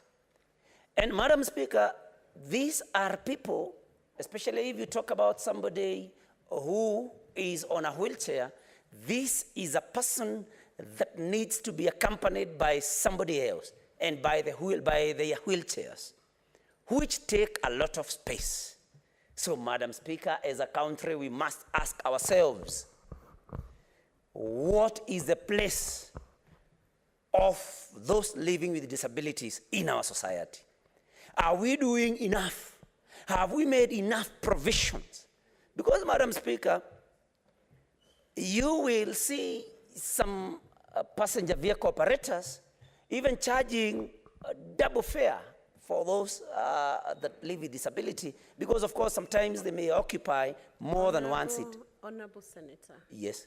I'm sorry, I have to interrupt business right now because there was an earlier direction by the Speaker that at 5 p.m. the House will adjourn for Honorable Senator Mudigi to move a motion pursuant to Standing Order 37 of the Standing Orders. Honorable Mudigi. Madam Speaker, I am begged to move the following motion that pursuant to Standing Order 37, the Senate do now adjourn to discuss a definite matter of urgent national importance, namely the systematic breach of speech, destruction of public and private property and livelihoods through repeated incitement of members of the Republic to civil disobedience and illegal public demonstrations and protests that climaxed with the sense of lawlessness witnessed in several parts of the country on 7th and 12th July 2023. Madam Speaker, in our country, Kenya, in every year, 5 years, we do election, and after election, we must have winners and losers.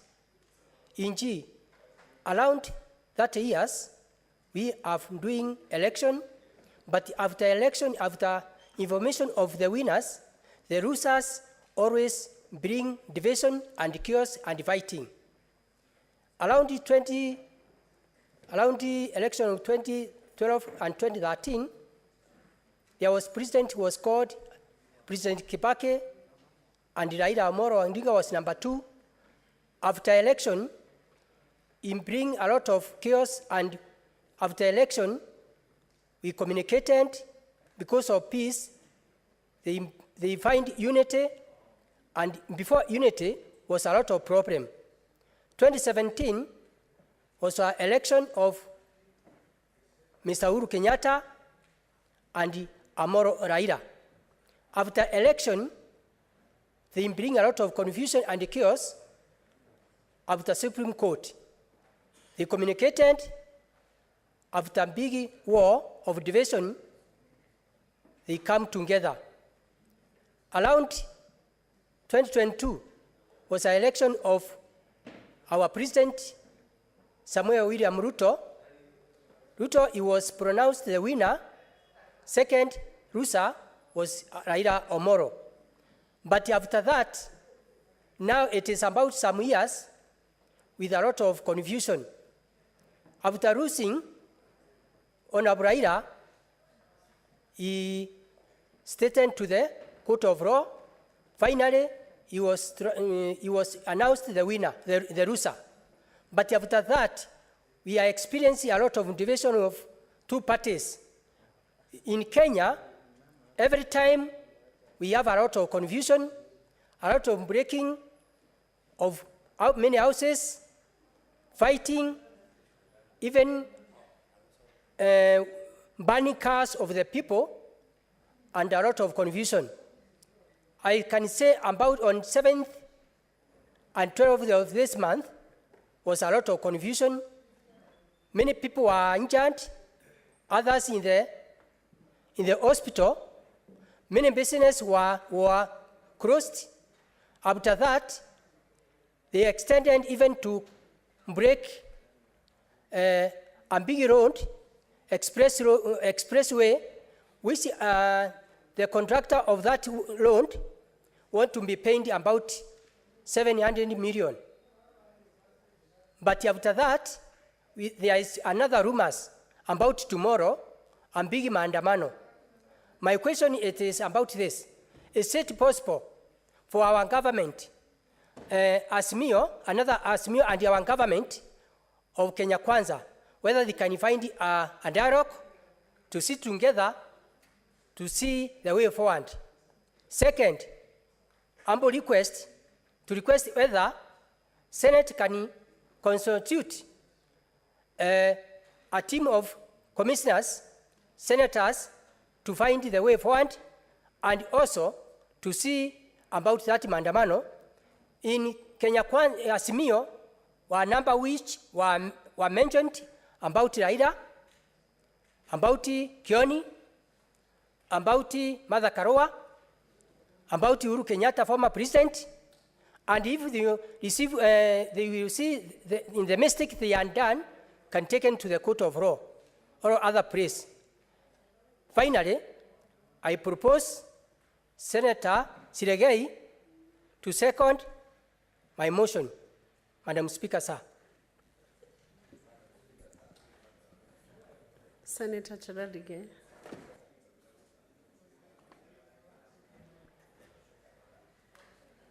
Thank you, Madam Speaker. I rise to second the adjournment motion to discuss the issue of national importance as per our standing orders. Madam Speaker, I think the upshot of the argument of Senator Mundigi is based on Article number 37. Madam Speaker, allow me to read this provision because I've seen our colleagues in the minority side and Azimio One Kenya Alliance quoting it. But there is no part that is written that they should go to a demonstration and then when it turns violent, it is the right. Madam Speaker, it says every person has the right peacefully and unarmed to assemble, to demonstrate, to picket, and to present petitions to public authorities. Madam Speaker, I want to say the following. On 2 occasions, we have lost more than 15 Kenyans. Billions of properties have been destroyed. Many Kenyans have not accessed their places of work. Children have not gone to school. The economy has lost billions and billions of shillings in terms of tax and other turnovers, Madam Speaker. This has been perpetuated in the pretext of exercising Article 37 of the Constitution of Kenya, Madam Speaker. Mr. Speaker, Madam Speaker, sorry, it is very unfortunate that as a country, one person continues to hold the country to hostage because of being power hungry, Madam Speaker. In 1997, in 2007, in 2013, in 2017, the signature, tactics, and agenda is similar. Go to an election, lose an election, intimidate, emasculate, blackmail, force to go into government through an handshake, blackmail, cooperation, and nusumkate kind of arrangement, Madam Speaker. Madam Speaker, it goes without saying that as a country... What is your point of order? Madam Speaker, you know this is a house of honor, and this is a house of record. And we must protect the Senate at all costs. What's your point of order, please? I'm on standing order number 105, Madam Speaker. When you are given an opportunity to address the Senate, I think you must be factual. Senator Cherigei, who is my friend and my neighbor, has made some allegations by saying one person has done this, has fought his ways to government. It is important for him to produce the facts, content of speech, to support his allegations. Because we cannot allow people to use the floor of Senate to make allegations that they make on the street there or in funerals or in political rallies. This is the Senate of the Republic of Kenya. We want facts to be tabled. So is it in order, under Standing Order number 105, to make statements which are not factual, statements which cannot be substantiated? And I demand that he substantiates by providing tangible evidence to support the allegations that he has made, not statements that he makes in funerals or in a bus or on the streets. Can you This is a House of Parliament, must be respected, Madam Speaker. Senator Osotsi, I wish to seek your very clear statement of what you need him to clarify, the specifics. The specific statement. Madam Speaker, you have heard what he has said and is unanswered. He has talked of one individual. He needs to tell us who is this one individual. And then he has talked about this one individual after every election fighting to get into government through the handshake. We want to know the full facts of what he said. And it must be tabled in this House. And Madam Speaker, we are cheapening this House through statements like this, made by people who have no regard to the status of Senate in this Republic, Madam Now I've Speaker. understood what you have asked for. I will now direct Senator Chiralige to proceed on with his debate and clarify the one individual, because the name is not yet stated. Maybe he will clarify. Senator Osotsi, don't put the cart before the horse. Yes. Allow him to finish his submissions. Then you can hear who the individual is. In fact, I want to assist Senator Otsotsi that there is a court matter already in Speaker Mate of the Embu, that you cannot challenge a process at the beginning. You wait until I finish my submission. But as Speaker, I want to put a record. You know, Senator Otsotsi might be, maybe he's a member of a bar. Personally, I'm a teetotaler. I don't take alcohol. So maybe he's recovering from hangovers of the long weekend, Madam Speaker. But as Speaker, the one person, and it is a fact, the one person I'm talking about is Azimio Raila Odinga. And it is a fact. In 2007, he pushed for a government of grand coalition government. It is in the public. Madam Speaker, the law talks about judicial notice. Under criminal procedure, not a civil procedure code, Madam Speaker, Criminal Procedure Act so that we can is make progress. very clear. Finish There your is what we submission call first, and then I'll give you a chance. Resume your seat, Senator. Madam Speaker, Senator Madam Osotsi, Speaker, and give resume me your my time because he interrupted my trail of thought. Madam Speaker, how can I substantiate the obvious? You can't, Madam Speaker. It is even judicially noticed, Madam Speaker. Madam Speaker, we must stop this culture. The Constitution talks about national values and principles of good governance. One of the tenets or principles is rule of law. In this country, Madam Speaker, when we go to an election, I don't know of any senator, including Senator Otsotsi, my neighbor. I know the opponent and the competitor of Senator Otsotsi. I am not aware that the person he defeated has gone for a mandamano to take away his seat, Madam Speaker. And I want to tell the country, Madam Speaker, the illegal demonstrations being perpetuated by Azimio One Kenya lands is no longer about what they are saying about cost of living or the high cost of food. It is that they are power hungry, Madam Speaker. They want to take the power because they don't have an alternative, Madam Speaker. There is nothing they have given on the table. Madam Speaker, when Kenya Kwanza lands, Madam Speaker, in conclusion, just half a minute, when Kenya Kwanza lands, gave bipartisan, Azimio gave bipartisan talks, but they are the ones. You have half a minute to second. Madam Speaker, and therefore, I want to ask the police tomorrow to be alert. There is no demonstrations that shall be done. There is no destruction of property or any other form, Madam Speaker, and therefore, I beg to second. Honorable Senators, I propose the question that pursuant to Standing Order 37, the Senate do now adjourn to discuss a definite matter of urgent national importance namely the systematic breach of peace, destruction of public and private property and livelihoods through repeated incitement of members of the public to civil disobedience and illegal public demonstrations and protests that climaxed with the scenes of lawlessness witnessed in several parts of the country on 7th and 12th July 2023. As many as are of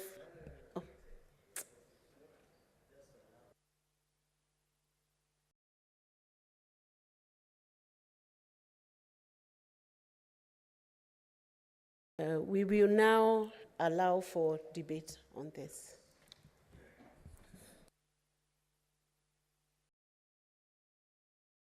Senator Manzo Daniel Kitonga. Thank you, Madam Speaker. Madam Speaker, Article 1 of the Constitution says that the power, sovereign of this nation, and talks of the power belonging to the Senator people. Manzo, you'll have 5 minutes. Yes, thank you. Talks of sovereignty of the people, and that under Article 2 of the Constitution, this power of the people is donated to Parliament, is donated to executive, and is also donated to judiciary in equal measure, and that Parliament can debate matters related to people like this one we are doing. Article 7, which has just been quoted here, allows peaceful demonstration. In Kenya, we've been having peaceful demonstration, and I'll give 2 examples. The day Raila Odinga was sworn as the people's president, the police did not interfere, no single person was killed, and even a person selling sweets in that function did not lose a sweet or money. The other day when Honorable Raila Odinga took a matatu to town, did his tea and his shoes were brushed. He had a very big meeting in the middle of town. The police did not come. Nobody's shop was looted. Nothing was destroyed. The problem has been when the law has not been followed. The law of unlawful, which explains this Article 7, is found in the Penal Code 78 and 79, and also the Public Order Act, which has regulations thereunder. Those regulations provide for peaceful demonstration, and should a person in the rank of inspector of police find that a meeting is going differently, they are supposed to issue proclamation and give people 15 minutes to clear. But unfortunately, the proclamation in this country has been a firing of a tear gas as a response. And unfortunately, that has caused a problem.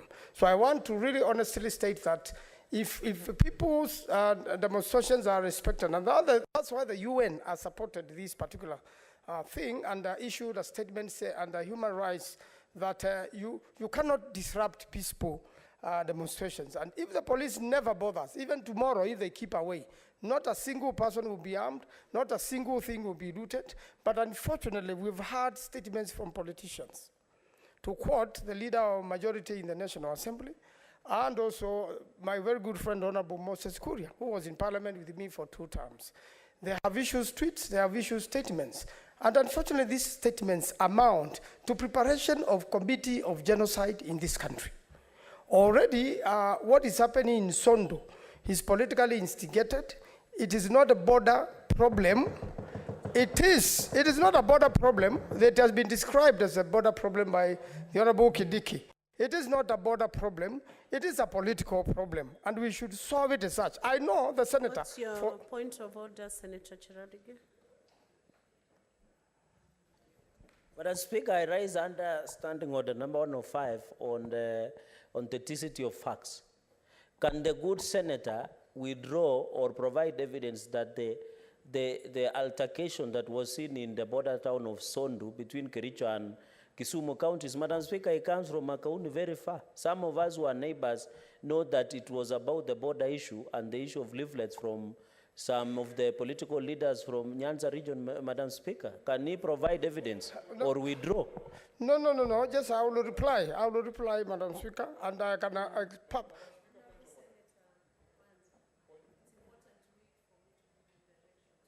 my apologies.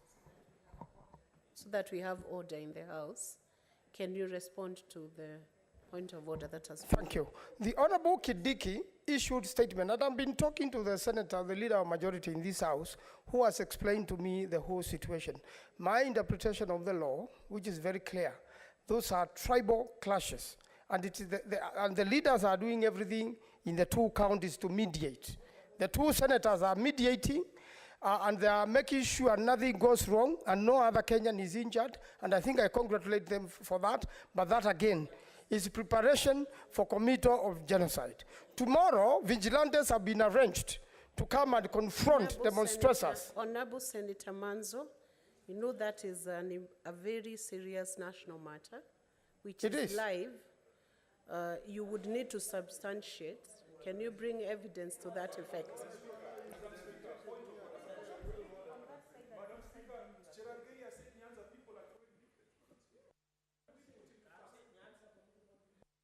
Senator Manzo, are you able to clarify that? You are. Can you provide evidence by tomorrow, 2:30? Please do. We proceed. I proceed Now to say that also the plans, just 1 minute. Let him finish, I'll give you a chance. The planned demonstrations tomorrow, there are statements to the fact that the tactics have changed, and that Minister Kuria from his street and the leader of majority in the National Assembly have organized vigilantes to confront peaceful demonstrators. Again, that is preparation to commit a felony, namely genocide. So the majority side is preparing to commit genocide in this country.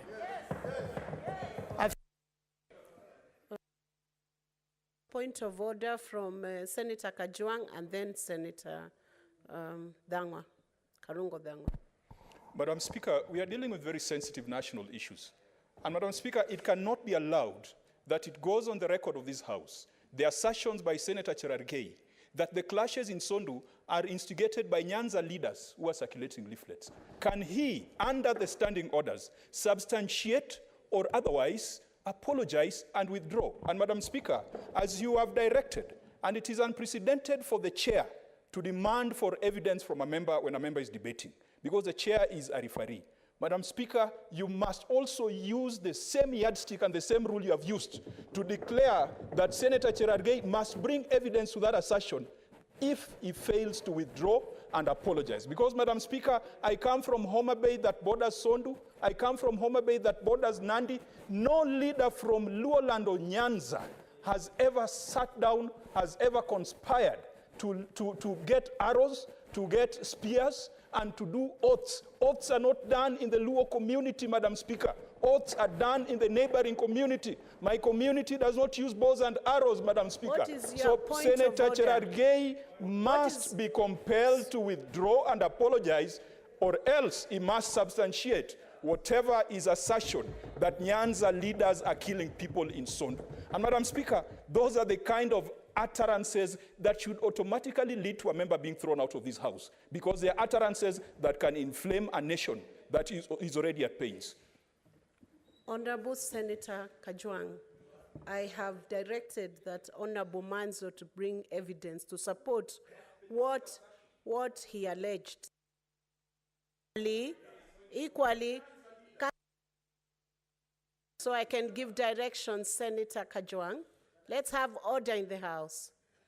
I will equally direct Senator Cherargei to respond to that issue before I give a direction on it. Madam Speaker, I don't know why you have allowed my chair, Senator Kajwang, to profile a certain community. That is so wrong.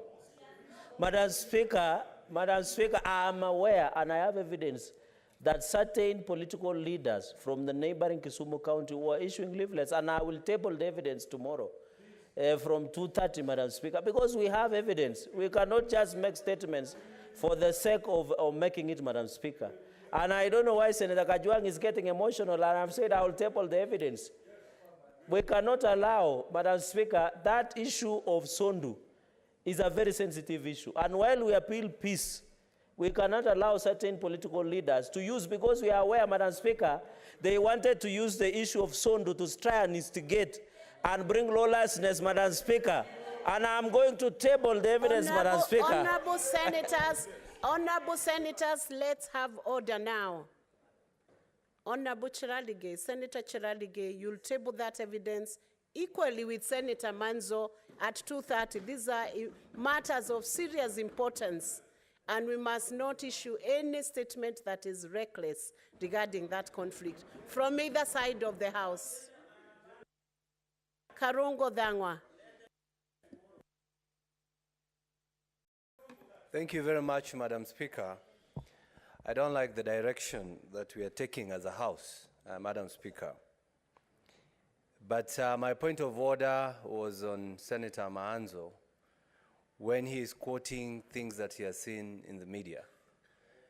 Madam Speaker, you have numerously ruled that we cannot quote what we see in the media because nobody can be able to substantiate. He's mentioning the names of the CSs. We don't know what he read. We don't know whether it was his computer that was faulty, his Android phone, or maybe, Madam Speaker, he did not read it well. So I would want to request you, Madam Speaker, to request Senator Maanzo to stop quoting what he reads in the social media. Otherwise, you'll be misleading this House, and you cannot be able to substantiate. Thank you, Madam Speaker. Honorable senators, regarding matters that are being aired on media, we know the cardinal principles and the rules of this House, and we would urge senators to refrain from breaching the standing orders and keep to the strict rule, especially when you are discussing a matter of this nature. So we will proceed on, and I will give a chance to Senator David Wakoli Wafula. Asante sana Mheshimiwa Spika kwa nafasi hii ambayo umenipa kuchangia yale ambayo Senator Mundigi ametaja. Katiba inatupa ruhusa ya kumiliki mali na rasilimali hapa Kenya. Yale yanayojiri Mheshimiwa Spika ni kinaya na kinyume cha matarajio ya wanademokrasia hapa Kenya, kwa sababu maandamano, jinsi tunajua sisi wa imani wa Kristo, maandamano ni ya kubeba matawi, mabango kwa amani. Tumeona maandamano ya madaktari Kenya hii, tumeona maandamano ya walimu Kenya hii, tumeona maandamano ya wakulima Kenya hii. Haya maandamano yote hakujawahi kuwa na bugdha ama purukushani yoyote, uharibifu wa mali na vile vile watu kuumia. Haya maandamano ambayo kwa mabano wanasema wanademokrasia wanashinikiza, sijui wanataka tupoteze maisha ya watu wangapi ndio waseme haya ni maandamano. Sijui wanataka watu wangapi wajeruhiwe Kenya hii ndio waseme ni maandamano. Wakenya walipokuwa wanalima mashamba, Mheshimiwa Spika, walikuwa wamebeba vifuria wakitembea. Wakenya walipoenda kuchukua mbolea kwenye magala ya halmashauri ya nafaka, hawa watu walikuwa wanabwata na kutembea. Wakenya walipokuwa wanapuliza madawa kwa mahindi yao, ndugu zangu walikuwa kwa vyombo vya habari wakibwata. Leo watu karibu wanavuna, Mheshimiwa Spika, badala ya kuandaa vifuria kukaribisha mavuno ya kiteule, ndugu zetu wamewatoa vijana wenye misuli na nishati ya kujenga nchi. Wako kwenye barase za nchi hii wakipiga mayowe na kuweka vifuria kwenye kichwa. Sijui ni dini ipi, sijui ni tamaduni ipi ama itikadi zinazo waruhusu wasomi wa tajriba kama hii kwenye jumba la Senate kubeba vifuria kwenye vichwa, Mheshimiwa Spika, kadamnasi vya vyombo vya habari dunia nzima, kwamba ukiweka kifuria kwenye kichwa, Mheshimiwa Spika, bei ya bidhaa na chakula itashuka. Mheshimiwa Spika, sijui ni dini ipi ama ni maombi yapi ya wanataraji, lakini ni kusema kwamba katiba inatupa nafasi vile vile ya kutembea na kuhusiana na watu mbalimbali. Yale tunayaona katika barabara za Kenya, barabara zinafungwa, magari yanapigwa na kuteketezwa. Sijui Wakenya watatembelea nani? Wakenya watakuwa wageni wa nani? Wakenya watapata huduma za usafiri, za matibabu, za usalama kivipi iwapo maandamano ya kidemokrasia yanaweza kusababisha kuteketezwa kwa bidhaa katika miji ya Kenya? Sijui wanataka tuteketeze mali kiasi kipi ili tujue kwamba haya ni maandamano. Hili ni jumba la Senate, watu waje wajieleze, wajitetee. Kuna jumba la kitaifa, watu waje wajitetee. Hivi sasa tumekuwa tunatunga sheria mbalimbali za kilimo na ufugaji. Hawasemi chochote. Bei ya unga imekuwa juu, hakuna mtu anapinga. Ukienda Tanzania, ukienda Uganda, ukienda nchi za ughaibuni, hali ya maisha imepanda. Lakini sijaona Waingereza wakibeba vifuria kwenye kichwa. Sijaona ndugu zetu wa Tanzania wakibeba vifuria kwenye kichwa. Falsafa ya sufuria kichwani imetoka wapi? Mimi naomba Mheshimiwa Spika, kwa mara ya kwanza katika Kenya hii, yale ambayo viongozi wanatamka mbele ya umma na kupiga vifua kwamba lazima nchi isimame, kwamba lazima biashara zivunjwe, hiyo sio demokrasia, hiyo sio haki ya Wakenya. Mimi naomba viongozi tumakinike, tuwe majasiri, tusimame wima na tujadili, tubainishe mbichi na mbivu kikatiba, tusuluhishe mambo haya, lakini sio yale ambayo naona kwenye barasi za nchi ya Kenya. Mwisho kabisa, kuna tabia mbovu ambayo nimeona, Mheshimiwa Spika. Ndugu zetu wanatumia vyombo vya habari kusambaza Senator Wakoli, your time is up. Senator Moses Kajwang, Otieno. Madam Speaker, I rise to contribute to this motion that has been brought by Senator Mundigi. When Senator Mundigi gave notice of this adjournment motion, after 5 minutes, he was again on the floor of the Senate asking for a statement on the subsidized fertilizer scheme, alleging that the subsidized fertilizer is unavailable, it has been brought too late, and it is not serving the ends that it's supposed to serve. What a contradiction, Madam Speaker. And I want to tell Senator Mundigi, the mover of this motion, that tomorrow we shall be on the streets to ask for questions about that subsidized fertilizer. Madam Speaker, I want to assure Senator Cherargei, who also spoke to that statement. And Madam Speaker, I was not in the chamber, but I was following. And he made a very eloquent, a very articulate rider on that statement, saying that when he was in Nandi, the farmers said it should extend beyond maize farmers, it should go to sugarcane farmers, it should go to other farmers. Tomorrow we shall be on the streets demanding that the fertilizer goes to sugarcane farmers. Senator Moses Kajwang, I want you to heed when I rise to speak on something. Senator Med, what's your point of order? Speaker, I would not want to have interrupted my chair. I'm actually surprised that he's saying that tomorrow he will not be in the House, where we'll be having 2 sessions in the morning and one in the afternoon. But my point of order is that on the Standing Order 105 Statement of Facts, Senator Kajwang, my chair, is alleging that Senator Mundigi rose and brought a statement to this House to say that there is no fertilizer, or fertilizer is not being distributed. And if he had given time, or he had, he had read the statement, you know that the question that Senator Mundigi asked is the distribution to the smallest devolved units. It's not availability of the fertilizer, Madam Speaker. The question of availability, Madam Speaker, the government of Kenya, we cannot be disrupted. The government of Kenya, Madam Speaker. Wait for your turn, my brother. The government of Kenya, Madam Speaker. Senator Kajwang, can you be orderly? Resume your seat. Be orderly. Yeah. I gave him a chance to speak. Let's have order. Senator Med the person has the floor. The person to define what amounts to a point of order is the Speaker. So just hold your horses. Madam Speaker, the government has intimated that we we have distributed 5 million bags of fertilizer, Madam Speaker. And the question that Madam Speaker, the question that Senator Mundigi asked, Can we have is, order from the minority side?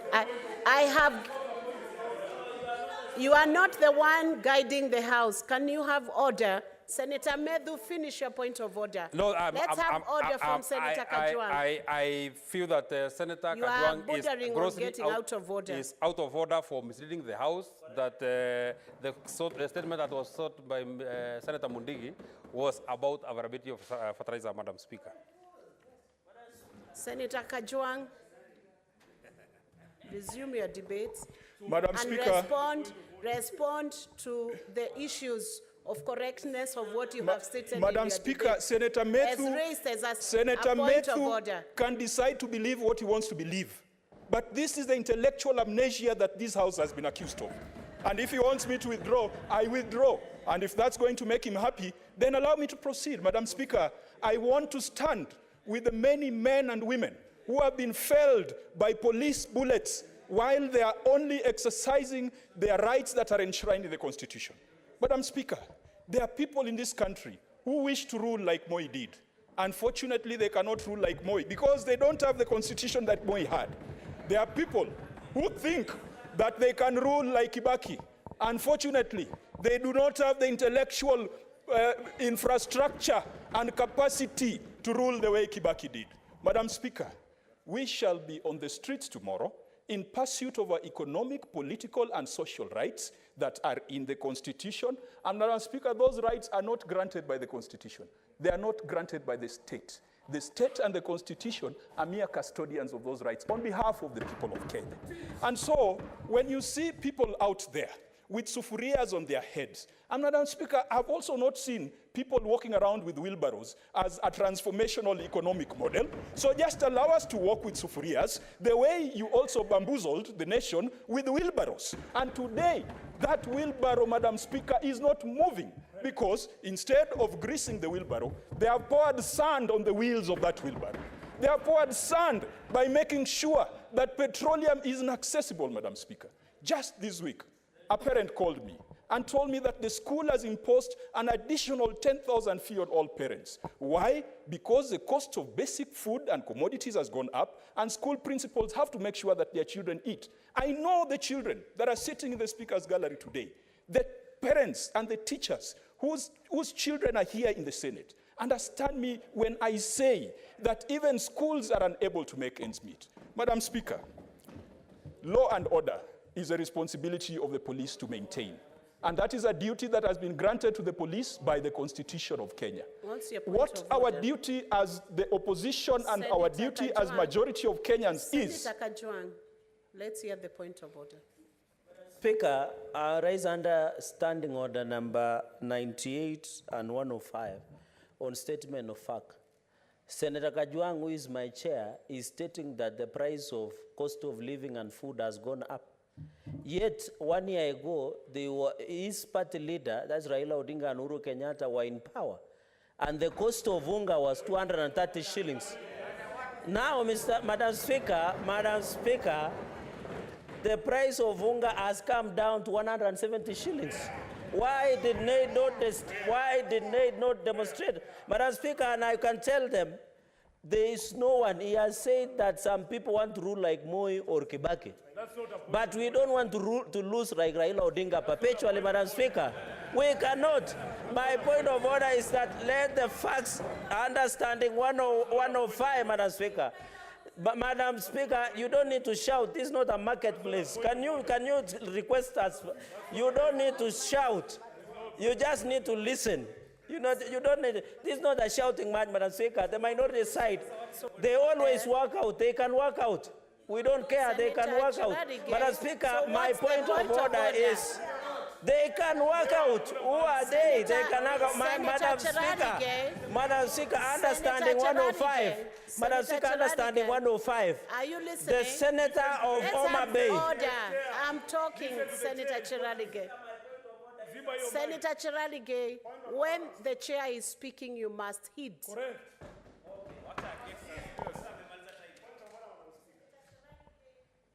point of order.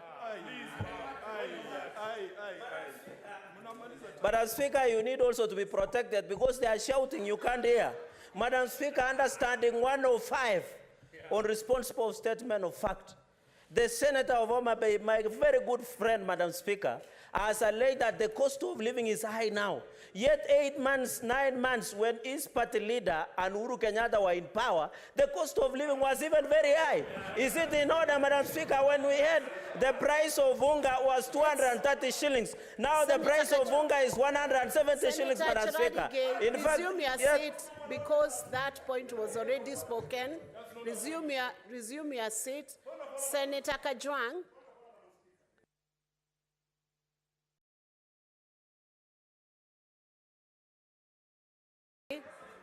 Senator Eddy. Senator Eddy. Senator Kajwang has the floor.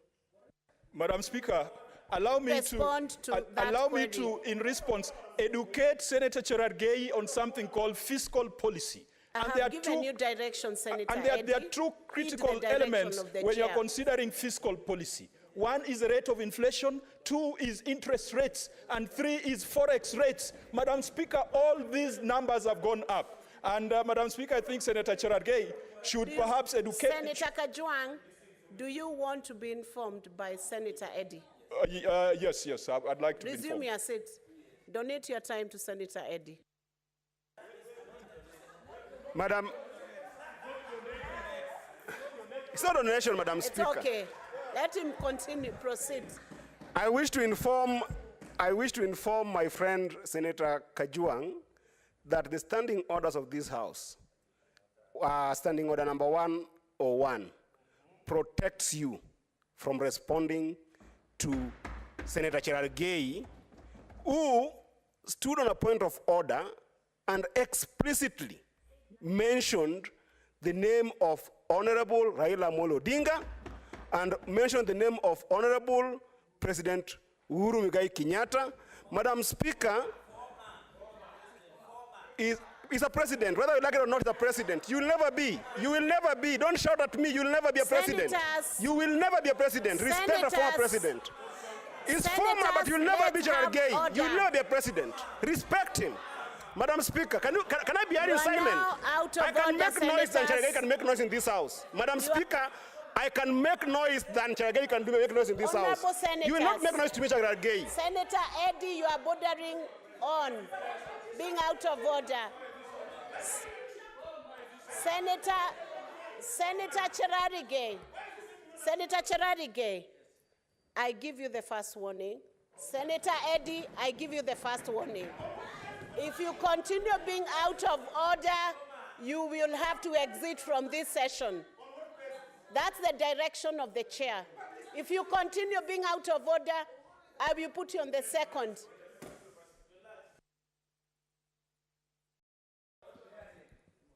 Senator Eddy, you maintain order as you give your submissions. Madam Speaker, I was informing my colleague, Senator Kajwang, that it doesn't need to respond to the kind of lack of intellectual engagement by Senator Cherargei with our standing orders. Standing order number 101 says this: neither the personal conduct of the president, nor the conduct of the speaker or any other judge, nor the judicial conduct of any other person performing judicial function, nor any other conduct of the head of state or government or represented in Kenya of any friendly country, or the conduct of the holder of any office whose removal from such office is dependent on a decision of the Senate, shall be referred to adversely, except upon specific substantive motion, of which at least 3 days notice has to be given. He is duly informed. Proceed on, Senator Ojwang. There's no point of order for you. Madam Speaker, Hold your Madam peace, Speaker, Senator speaking on Chiradi. behalf of the people of Homa Bay, I want to assure this House that we shall continue with our peaceful protests on behalf of the 50 million Kenyans who cannot afford a meal, on behalf of the Uber drivers who went to the street last week, on behalf of the Matatu drivers and long-distance truck drivers who went to the street last week, on behalf of the children of this country who cannot get as many meals as the children of Senator Cherargei, on behalf of the police who are being misused, who are being abused, and who are being... Senator Cherargei, Madam maintain Speaker, order. I can't... Madam Speaker, please protect me. Half a minute, finish. Madam Speaker, we shall continue with our peaceful protest, and we shall do it on behalf of the many martyrs that have been killed by police using illegal and unlawful orders from a presidency and an executive that has stopped caring about its people.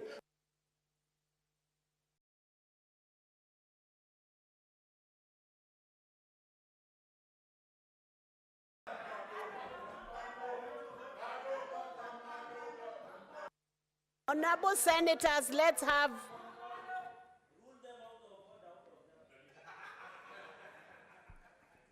Honorable senators, you are pushing the chair to a corner, and I will definitely throw someone out of this session. I'll throw the honorable members who are out of order from participating in this session. Let's resume the debate, but maintain order. Senator Joe Nyoto. Thank you, Madam Speaker. I stand to support the motion moved by Senator Mundigi of Embu County. Madam Speaker, it is all over the media and everywhere that there will be demonstrations tomorrow in many parts of Kenya. But Madam Speaker, like those who have spoken before me have said, there are very many avenues for people expressing their grievances, Madam Speaker. I do not believe that you can only go to the streets to express yourself or to make your grievances, Madam Speaker. I say this knowing very well that we have bipartisan talks that had been initiated, Madam Speaker, and which, if the opposition of the minority side wanted to exploit, if there were people who were interested in peace in this country, Madam Speaker, I think that is the forum that they would have maximized use of in order for them to bring on board all the issues that take them to the street tomorrow, and they say also on Thursday and Friday, Madam Speaker. I am not a lawyer, but I've listened keenly to Senator Cherargei take us through the provisions of Section 37 of the Constitution, Madam Speaker. And in that particular provision in the Constitution, yes, people have the right to picket, to demonstrate, and to present a petition, Madam Speaker. Now, looking at the demonstrations that happened last week, somebody is left wondering which public office were those demonstrating on the expressway and damaging the same. Where were they going to present this petition in that particular area, Madam Speaker? So clearly there is malice in these demonstrations, Madam Speaker, and this must be called out, because if Kenya belongs to all of us, and if we want to continue with our country as safe, Madam Speaker, we cannot afford to read only some parts of the Constitution. Let people demonstrate, let them take the petitions that they have to the right government offices, Madam Speaker. Madam Speaker, there have been many instances, and sorry, my paper keep falling. There have been many instances of the minority side talking about these demos. Madam Speaker, we have seen where it started.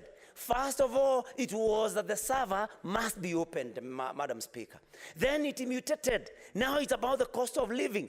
Come on. Nobody doesn't know why the cost of living has gone high. Ukraine war is something that everybody knows about. Madam Speaker, we know the seasons.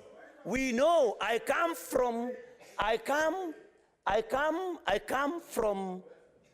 county that has agriculture as a backbone, Madam Speaker. And we know that we have heard about... Senator Wafula, you have a point of order. Do you want to be informed by Senator? As long as it will be his own time, Madam Speaker, that you are going to freeze my time. That's okay, sit. Yeah, so Madam Speaker. Take your seat. He will give you the information he wants to help you with. Asante Mheshimiwa Spika. Arifa ambayo ningependa kuongezea ndugu yangu ni kwamba kuliwahi kuwa na waziri wa ukulima Kenya hii na alipewa bilioni 14 kuhakikisha mahindi na nafaka yanapandwa katika Galana Gulalu. Lakini walipong'atuka ofisini hata magunia 20 peke yake hangeweza pata. Bilioni 14, Mheshimiwa Spika, na sasa wameungana, wamebeba vifuria kwenye kichwa. Ni kinaya na kejeli kwa demokrasia nchi ya Kenya. Asante Mheshimiwa Spika. Proceed, Senator Nyoto. What's your point of order, Honorable Katibu? Nimemsikiza Mheshimiwa Wakoli kwa makini, lakini Kenya hii inajulikana, watu ambao walikula pesa ya mahindi anajulikana ni mmoja peke yake hapa, na hatuna haja ya kumtaja. Asante. Na kuna ushahidi. Proceed on, Senator Nyoto. Senator Nyoto, let's have order, senators. Honorable senators, let's have order. Senator Nyoto, resume the debate. Thank you very much, Madam Speaker, and thank you, Senator Wakoli, for informing me.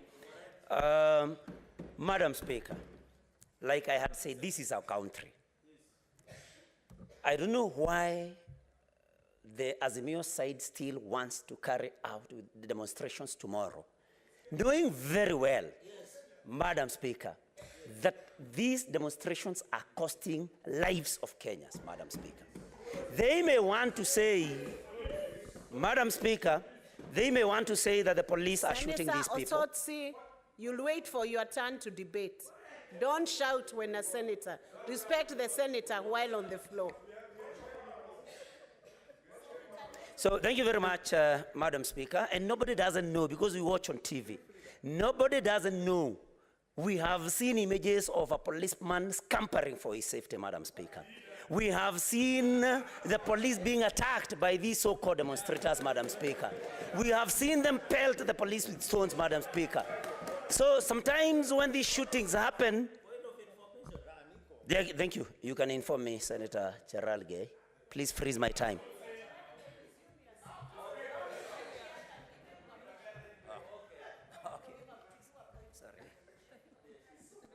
Senator Nyoto, do you wish to be informed by Senator Cheralgei? Yes, I do, Madam. Senator Cheralgei. Madam Speaker, I would like to inform Senator Joe Nyoto that one of the people who has been chasing the police to safety is the Nairobi Senator, Senator Sifuna. You saw him chasing the police at KICC. I saw until, not for safety. Madam Speaker, when we say they are chasing, including their leaders led by Senator Sifuna, was chasing an OCS, not an ordinary sergeant, Madam Speaker. So what Senator Nyoto is saying is correct. It is the demonstrators who are attacking the police. It is not the police attacking the demonstrators, led by Senator Sifuna, who has been chasing around the OCS. Let him chase me, we'll know who I am. Senator Joe Nyoto, proceed. Thank you, Madam Speaker. Thank you, Senator Cheralgei. I didn't know that actually Senator Sifuna was the chief goon in this particular attack, Madam Speaker. Your time is up, Senator Nyoto. Resume your seat. Senator Beth Siengo.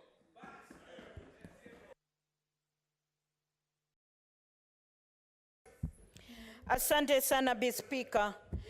Nasimama kuchangia mjadala ulioletwa na Senator wa Embu Mundigi. Bi Speaker, ningetaka kusema kwamba ni kikatiba ni halali kwa watu kuandamana na kuleta malalamishi yao kwa viongozi na kulalamikia mambo ambayo haiendi sawa kwa maisha yao. Speaker, ninasikitika kwamba maandamano imechukuliwa kama ni ya viongozi, kama imepangwa na party leader wangu, kama inapangwa na Senator Sifuna, kama imepangwa na viongozi wa Azimio. Bali maandamano inayoendelea ni ya wananchi wenyewe ambao wanaumia na maisha jinsi ilivyo. Maisha imepanda, Speaker, na wananchi wameshindwa kupata chakula, wameshindwa kulipia karo ya watoto, wameshindwa kujibudu kimaisha. Kwa hivyo ni wananchi wenyewe ambao wanadai haki yao. Speaker,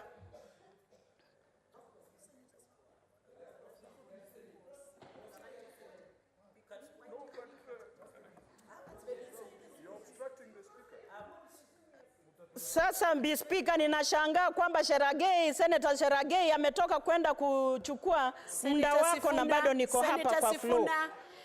Speaker, just hold. Senator Sifuna, approach the chair. Approach the chair. Proceed, Senator Beth.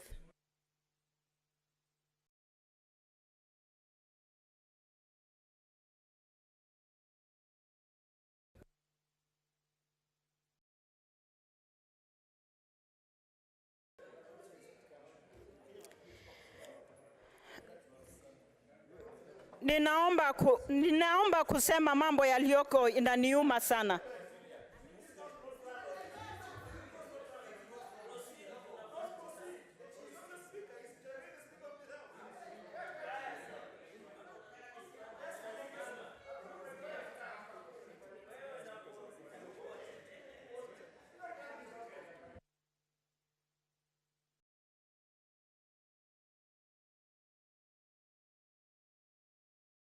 Resume, Senator Beth.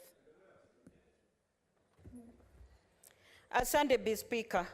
Ningetaka kusema kwamba maandamano ambayo inaendelea ni wananchi wenyewe wa Kenya wanajitetea na kudai haki yao. Si kwamba ati maandamano imepangwa na viongozi wa Azimio, kwa sababu wa Kenya wenyewe ndo wanaumia. Speaker, yale mambo yanaendelea kusema kwamba ati wa Kenya wanasukumwa kwenda kuuliwa, hiyo ni uongo, kwa sababu tunajua vizuri sana kwamba katiba yetu ya Kenya inapea mwananchi nguvu na uweza na akona haki ya kuungana kutetea haki yake. Kwa hivyo ile haki mwananchi akonayo na ameipitisha kwa viongozi, anaweza dai hayo mamlaka na irudishe ndiposa andai haki yake. Speaker, ningetaka kusema kwamba hii ni nyumba ya heshima na kwa hakika Senate wananchi wanatutegemea. Itakuwa ni vibaya sana kama kutasimama kiongozi hapa aseme uongo kwamba ati wale wanaoenda maandamano ndio wanasababisha uharibifu wa mali, ndio wanasababisha vifo. Na tunajua vizuri sana kama sisi wanaazimio tungeachwa kuenda kwa barabara na kudai haki yetu bila kuingiliwa na polisi, bila kuingiliwa na wauni ambao wanapangwa na senators kama Cherargei, basi hakungekuwa na furugu ya yoyote.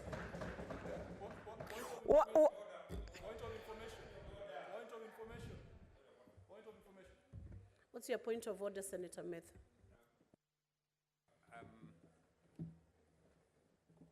Because we would not want to keep interrupting our colleagues, Madam Speaker, but I find it imputing very improper motive, Madam Speaker, for a senator to impute that Senator Cherargei is organizing goons to counter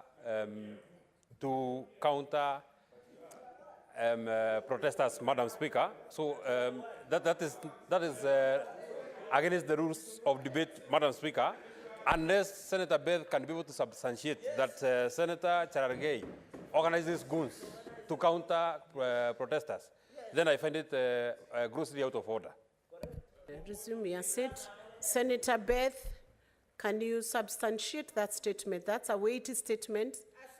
Asante, Speaker. Kwa kweli ninaweza elezea kwa sababu tukiwa hapa sisi wote ni shahidi. Senator Cherargei ameita Senator Sifuna goon. Hiyo ni kumaanisha nini? Kwa hivyo hao ndo wanapanga na kuchochea wananchi. Kama Senator Cherargei, Senator Medhu wanachochea wananchi ndiposa waonyeshe kwamba sisi ndio tuko na shida. The chair is speaking now. I have asked you, Senator Beth, to substantiate that there is an organization of goons by Senator Cherargei. If you have, or you withdraw. You withdraw that or substantiate. Let's have order, senators. I'm with Senator Beth and Senator Cherargei. Just the two. Senator Methu, let's have order. Senator Beth, you withdraw. Asante Bi Speaker. Hakika ninajua kuna ushahidi Bi Speaker. Nitaleta ushahidi maana Senator Cherargei ameiweka kwa Twitter, imesambaa kwa social media. Kwa hivyo hakuna kitu ya kuficha. Ni ukweli, ni ukweli. Kwa hivyo kama niko na ushahidi, Senator Beth, I direct you to give that substantiation and evidence tomorrow 2:30.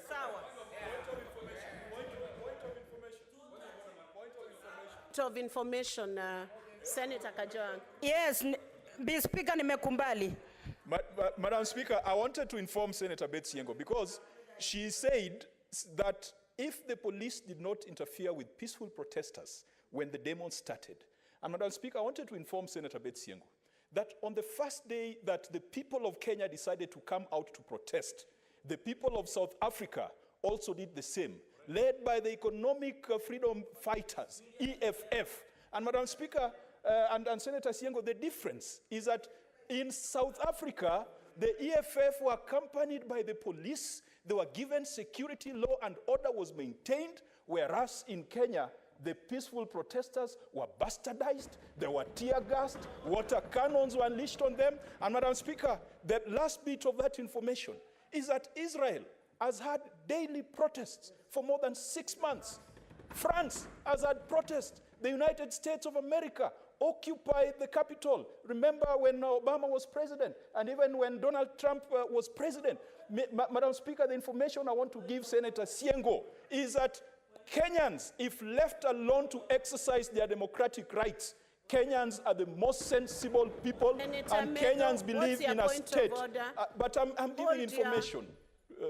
Surely. He has a point of order. I'm on a point of order. Senator Kajwang, resume your seat. We hear the Can point I of conclude? order. I'm still informing Senator Siengo. I'm still informing Senator Siengo. I'm still on a point of order. Senator Kajwang, resume your seat. Resume your seat. Resume your seat. Resume your seat.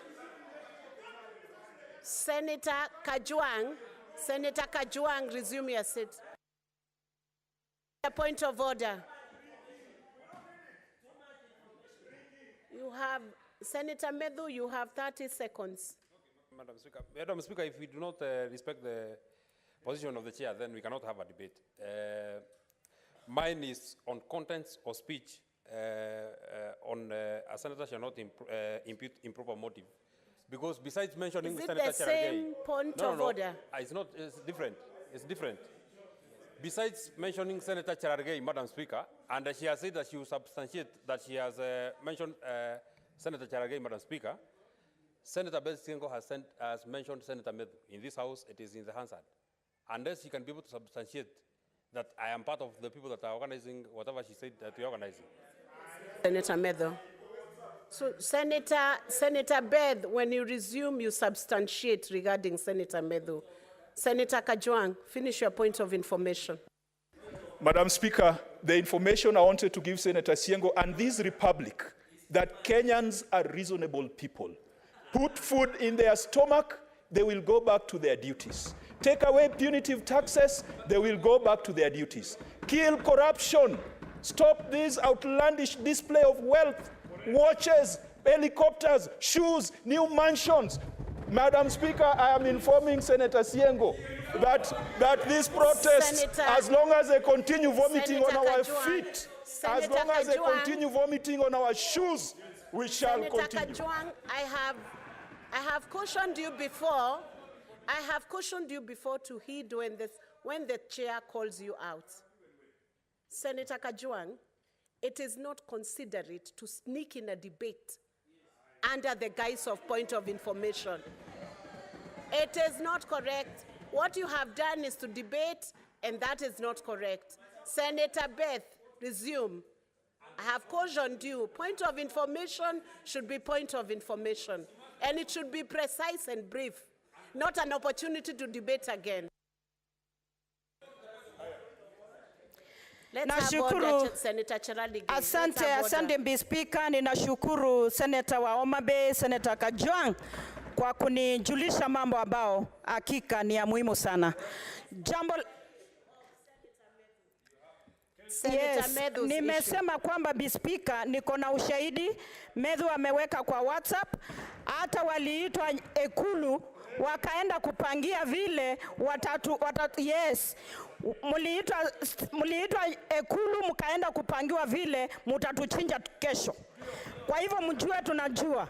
Mbi Speaker, ningetaka kujulisha wenzangu hapa kwamba sufuria ni ishara ya chakula. Senator Beth, the use of word kutuchinja is out of order. It's not parliamentary and cannot sail without substantiation.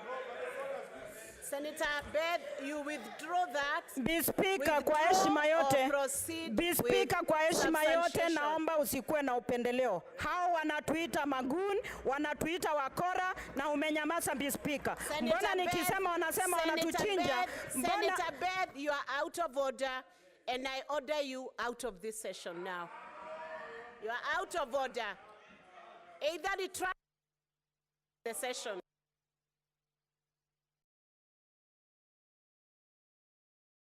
Sergeant at arms, she exits from this session. For today's session, Senator Beth, out of the House. Sergeant at arms, please, out of the House.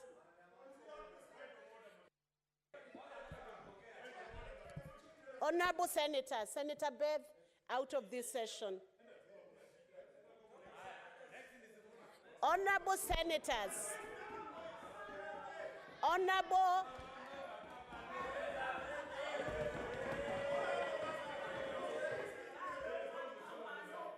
honorable senators, we must have respect for the proceedings in this House. We cannot allow a language that sends a wrong message to Kenyans. You will keep to the parliamentary language, and if you cannot, you exit from the session until when you can do the right thing.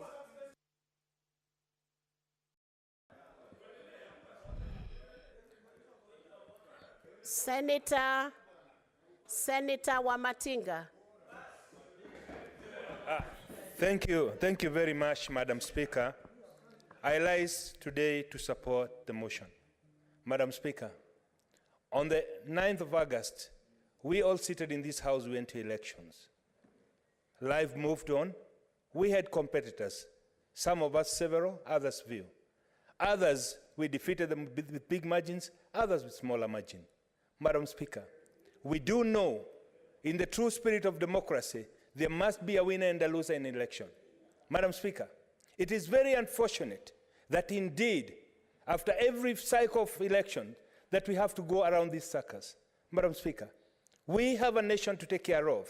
We have the responsibility as readers to ensure that the generations to come will look upon us and say, yes, there were people we elected and people who are responsible and who could take care of democracy. Madam Speaker, that calls us to be able to lose and go on, Madam Speaker, because every 5 years we have re-elections again. Madam Speaker, it is very unfortunate and indeed very deceptive and mockery of democracy that we can stand and tell Kenyans that we are standing and calling demonstrations because we want to bring the cost of living down. Madam Speaker, the cost of living can only be brought down through hard work, people planting and harvesting. Madam Speaker, Because there is a God who lives, we are going to have a bumper harvest. We are going to have enough food, Madam Speaker. But there are those who are convinced, Madam Speaker, that unless they are in power, this country can never be in peace. It is so unfortunate, Madam Speaker, that we as a House can stand here and debate how we will actually destroy Kenyan property in the name of bringing the cost of food down. Madam Speaker, it does not take a genius to know that you cannot bring the cost of living down by destroying property. You cannot bring the cost of living down by maiming people. As has been said before, Madam Speaker, we've seen teachers demonstrate. We've seen doctors go on strike. We've never seen a life being lost. But we are asking, Madam Speaker, how many people must die for Kenyans to know that this country is bigger than them, Madam Speaker? How many of them? How many, Madam Speaker, that one person has every 5 years successfully fought his same into the government? Madam Speaker, it is very unfortunate that we are standing here losing precious time when we could be discussing bills about lowering cost of living, about lowering cost of power. Madam Speaker, I want to say this, Madam Speaker. The bills we have before this House. Yes, Madam Speaker. You wish to be informed by I do not want to be informed. Eddie. I do not. I want to finish, Madam Speaker.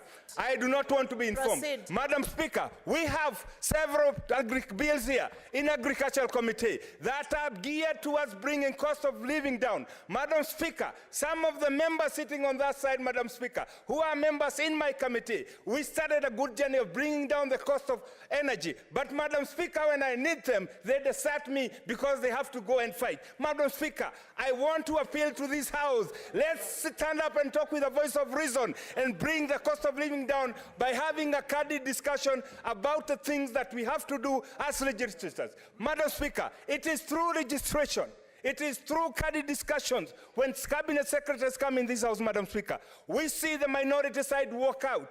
An opportunity that they have, Madam Speaker, to ask questions that really they feel that are important. Madam Speaker, let's not lie no more to Kenyans. Let's say it's all about ourselves. Let's say it's all about power. And if we have to have negotiations, any discussions, Madam Speaker, it must be from everybody, from the MCA who lost all the way to the president who lost. Because it cannot be. In an election where we have 6 candidates, the only problem we have is one single candidate, Madam Speaker. It is so unfortunate that this country has been held hostage by one single person who believes it's either his way or the highway, and he does not care how many Kenyans are going to die for him to get to power. Madam Speaker, we must stand to be counted. That is time that we stood for Kenyans and say this country is bigger than ours. It is bigger than one person. Madam Speaker, as I sit down, I want to urge the minority side, let's close ranks and say what it is that disturbs you. We see it and its leaders.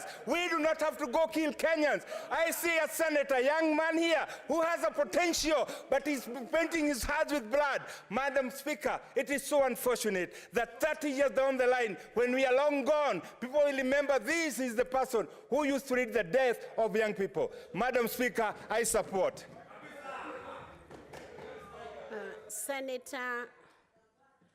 Senator Mwinyi Haji Mohamed Faki.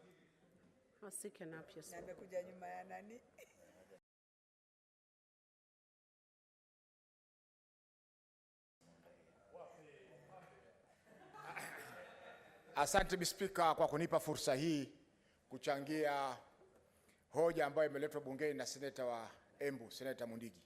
Mheshimiwa Spika, kwanza kabisa ningempongeza seneta wa Embu kwa kuleta mswada huu alasiri ya leo, na kwamba mapema alikuwa ameomba taarifa hapa kwa nini watu wake wamekosa mbolea ili waweze kupanda miti na waweze kuzalisha chakula kwa uzuri zaidi kwao. Mheshimiwa Spika, pia nilisikia kwa masikitiko mchango ulioletwa na Mheshimiwa Wakoli, seneta wa Gatuzi la Bungoma, ambaye anawakilisha chama cha Ford Kenya katika bunge hili, chama ambacho ndio baba na mama wa upinzani katika nchi yetu ya Kenya. Hayati Masinde Muliro, hayati kijana wa Malwa na wengineo wengi ambao walipigania demokrasia katika nchi hii yetu, leo wanageuka katika makaburi yao kwa sababu ya matamshi ambayo ametoa Mheshimiwa Wakoli. Mheshimiwa Spika, katiba ya Kenya inatupa fursa kuandamana, inatupa fursa kugoma, inatupa fursa ya kulalamika kwa mambo ambayo hayastahiki kufanyiwa Wakenya. Mheshimiwa Spika, mswada wa fedha uliopitishwa na bunge mwezi uliopita ni mswada ambao 90% ya Wakenya waliupinga. Lakini wabunge wachache katika bunge lile 170 walipitisha kwamba ni sawa iwe sheria katika nchi yetu ya Kenya. Mheshimiwa Spika, wale wengi ambao hawakupata fursa ya kuzungumza katika bunge lile, wale wengi ambao maoni yao yalikataliwa katika vikao vya ushauri wa umma, yani public participation, ndio wale wananchi ambao sasa wako tayari kuandamana kupinga sheria hii. Mheshimiwa Spika, imeelezwa hapa kwamba mkurupuko wa bei ni kwa sababu ya mambo ya Ukraine. Hiyo si ndio, Mheshimiwa Spika. Mkurupuko wa bei ni kwa sababu ya siasa duni na sababu ya polisi dumi za uchumi ambazo serikali hii ya Kenya Kwisha inaendeleza katika nchi yetu ya Kenya.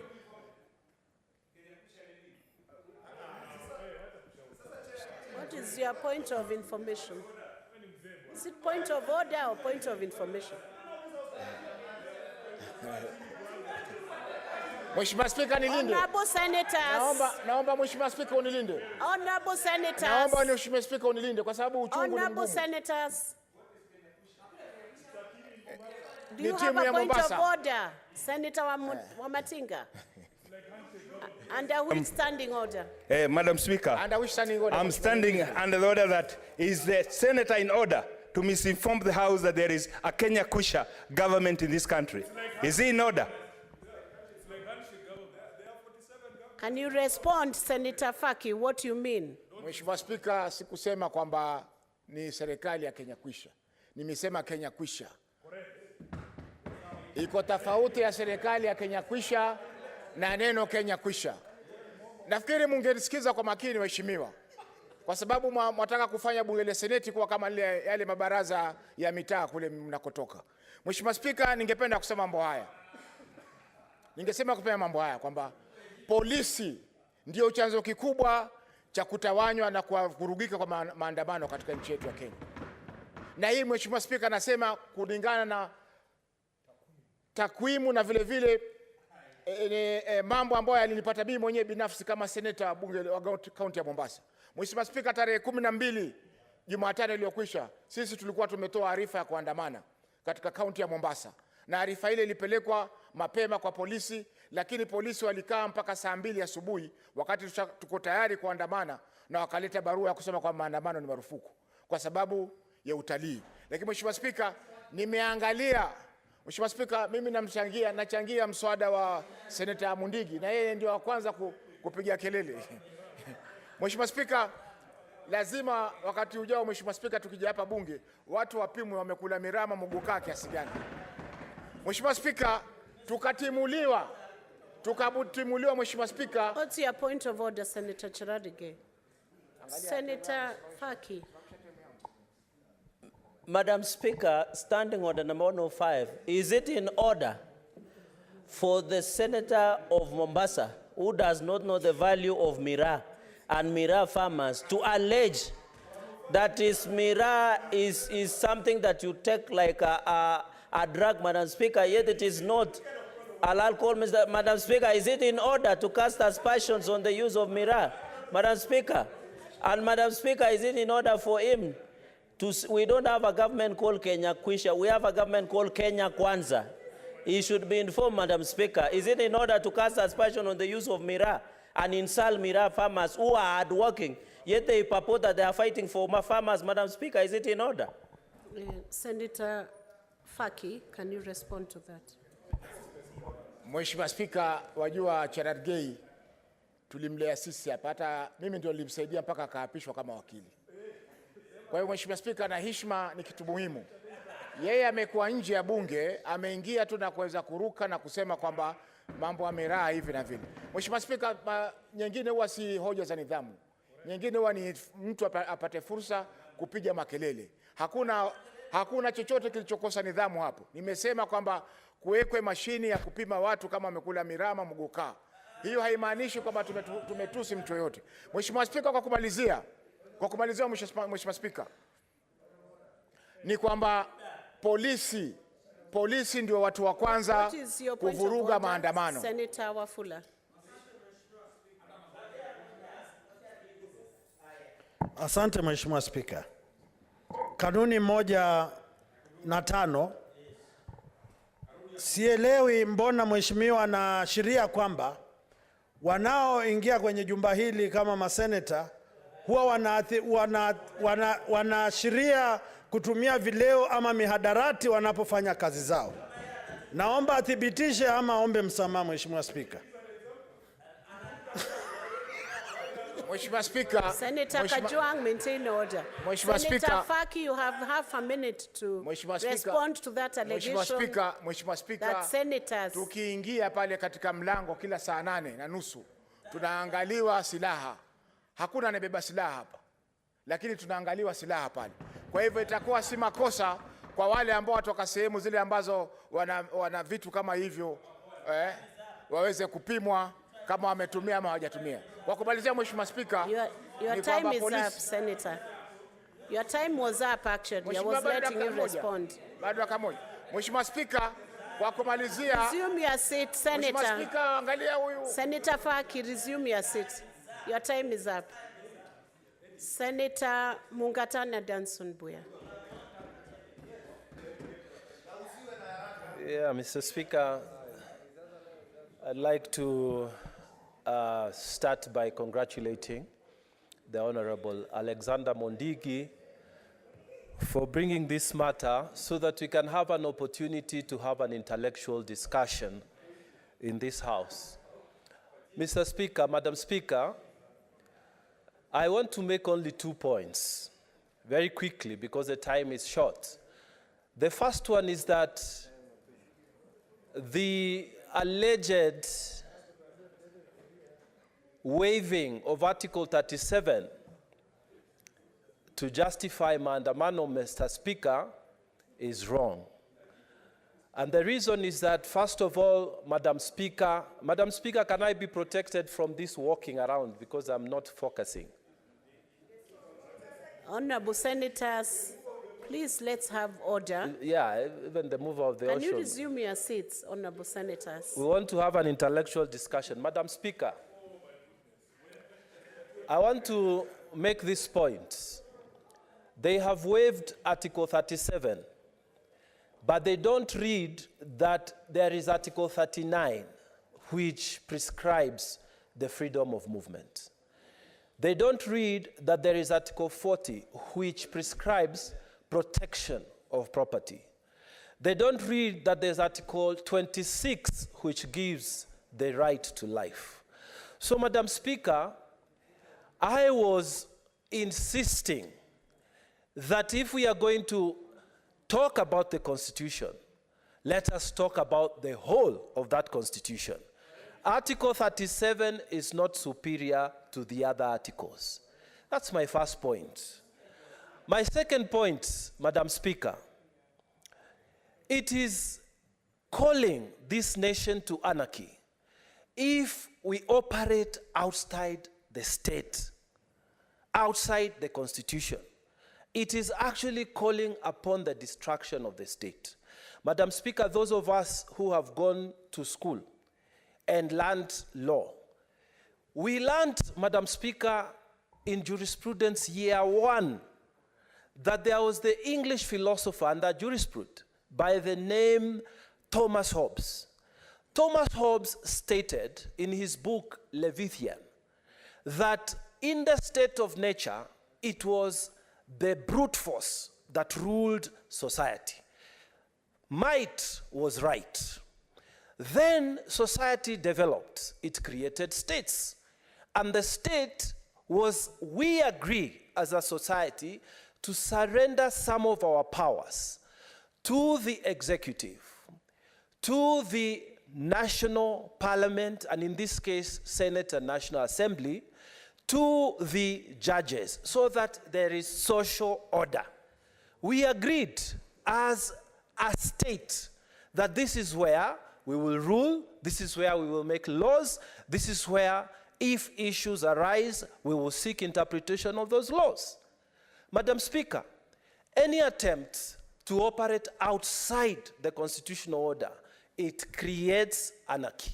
Madam Speaker, I want to tell our leaders who are in the opposition that when you move out of the agreed state structure, which we have put in the Constitution, agreed that when we have a problem, we shall go to the judges, that when you want to create law, we shall go to the House of Laws, that when you want to execute, we shall go to the powers that is executive.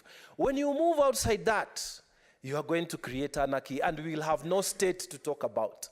Madam Speaker, I am urging the leader of opposition, and together with the other people, the Honorable Raila Odinga, Martha Karua, Mheshimiwa Eugene Wamalwa, Mheshimiwa Kalonzo Musyoka, operate within the law. This is the way forward for this nation. We will never reduce the cost of living by throwing stones.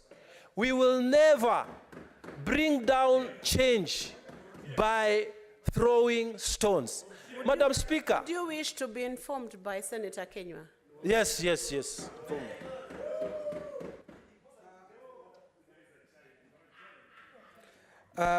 Bwana Speaker, Bi Speaker, pole.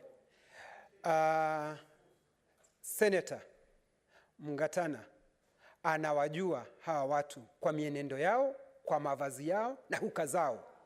Bwana Speaker, Bi Speaker, unakumbuka vizuri Mlamamba kama alivyokuwa kijita nyakati zile, alipambana na huyu mtu.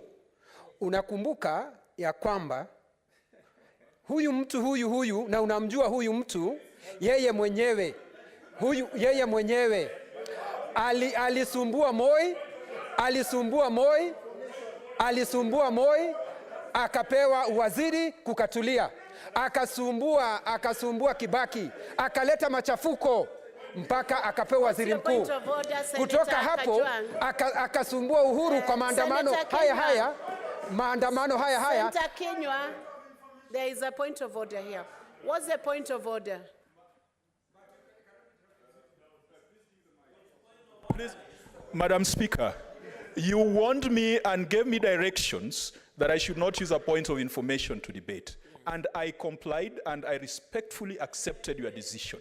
Madam Speaker, Commissioner Kenywa, who should know better because he has been a speaker in this house, is using point of information to debate and talk about crocodiles, things that are not before the house, Madam Speaker. Okay. Please rule him out of order. Resume your seat now, Senator Kenywa. Senator Kajwang. Senator Kenywa, can you give the information without bringing in a debate?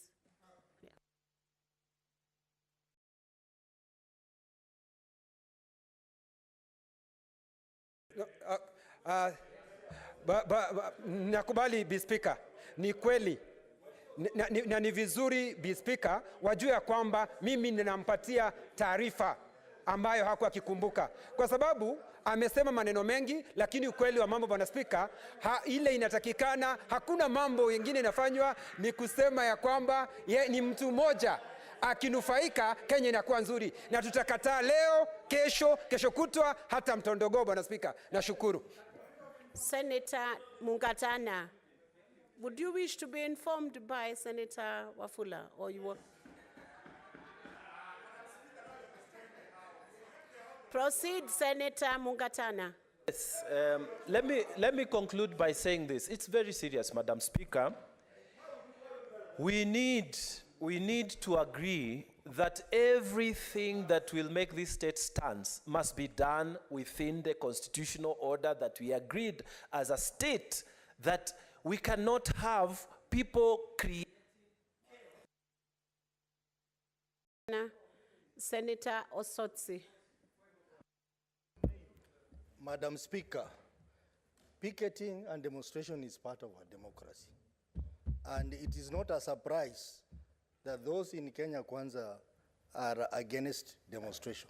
Because, Madam Speaker, history tells us that the top leadership of Kenya Kwanza were part of the system that derailed democracy in this country.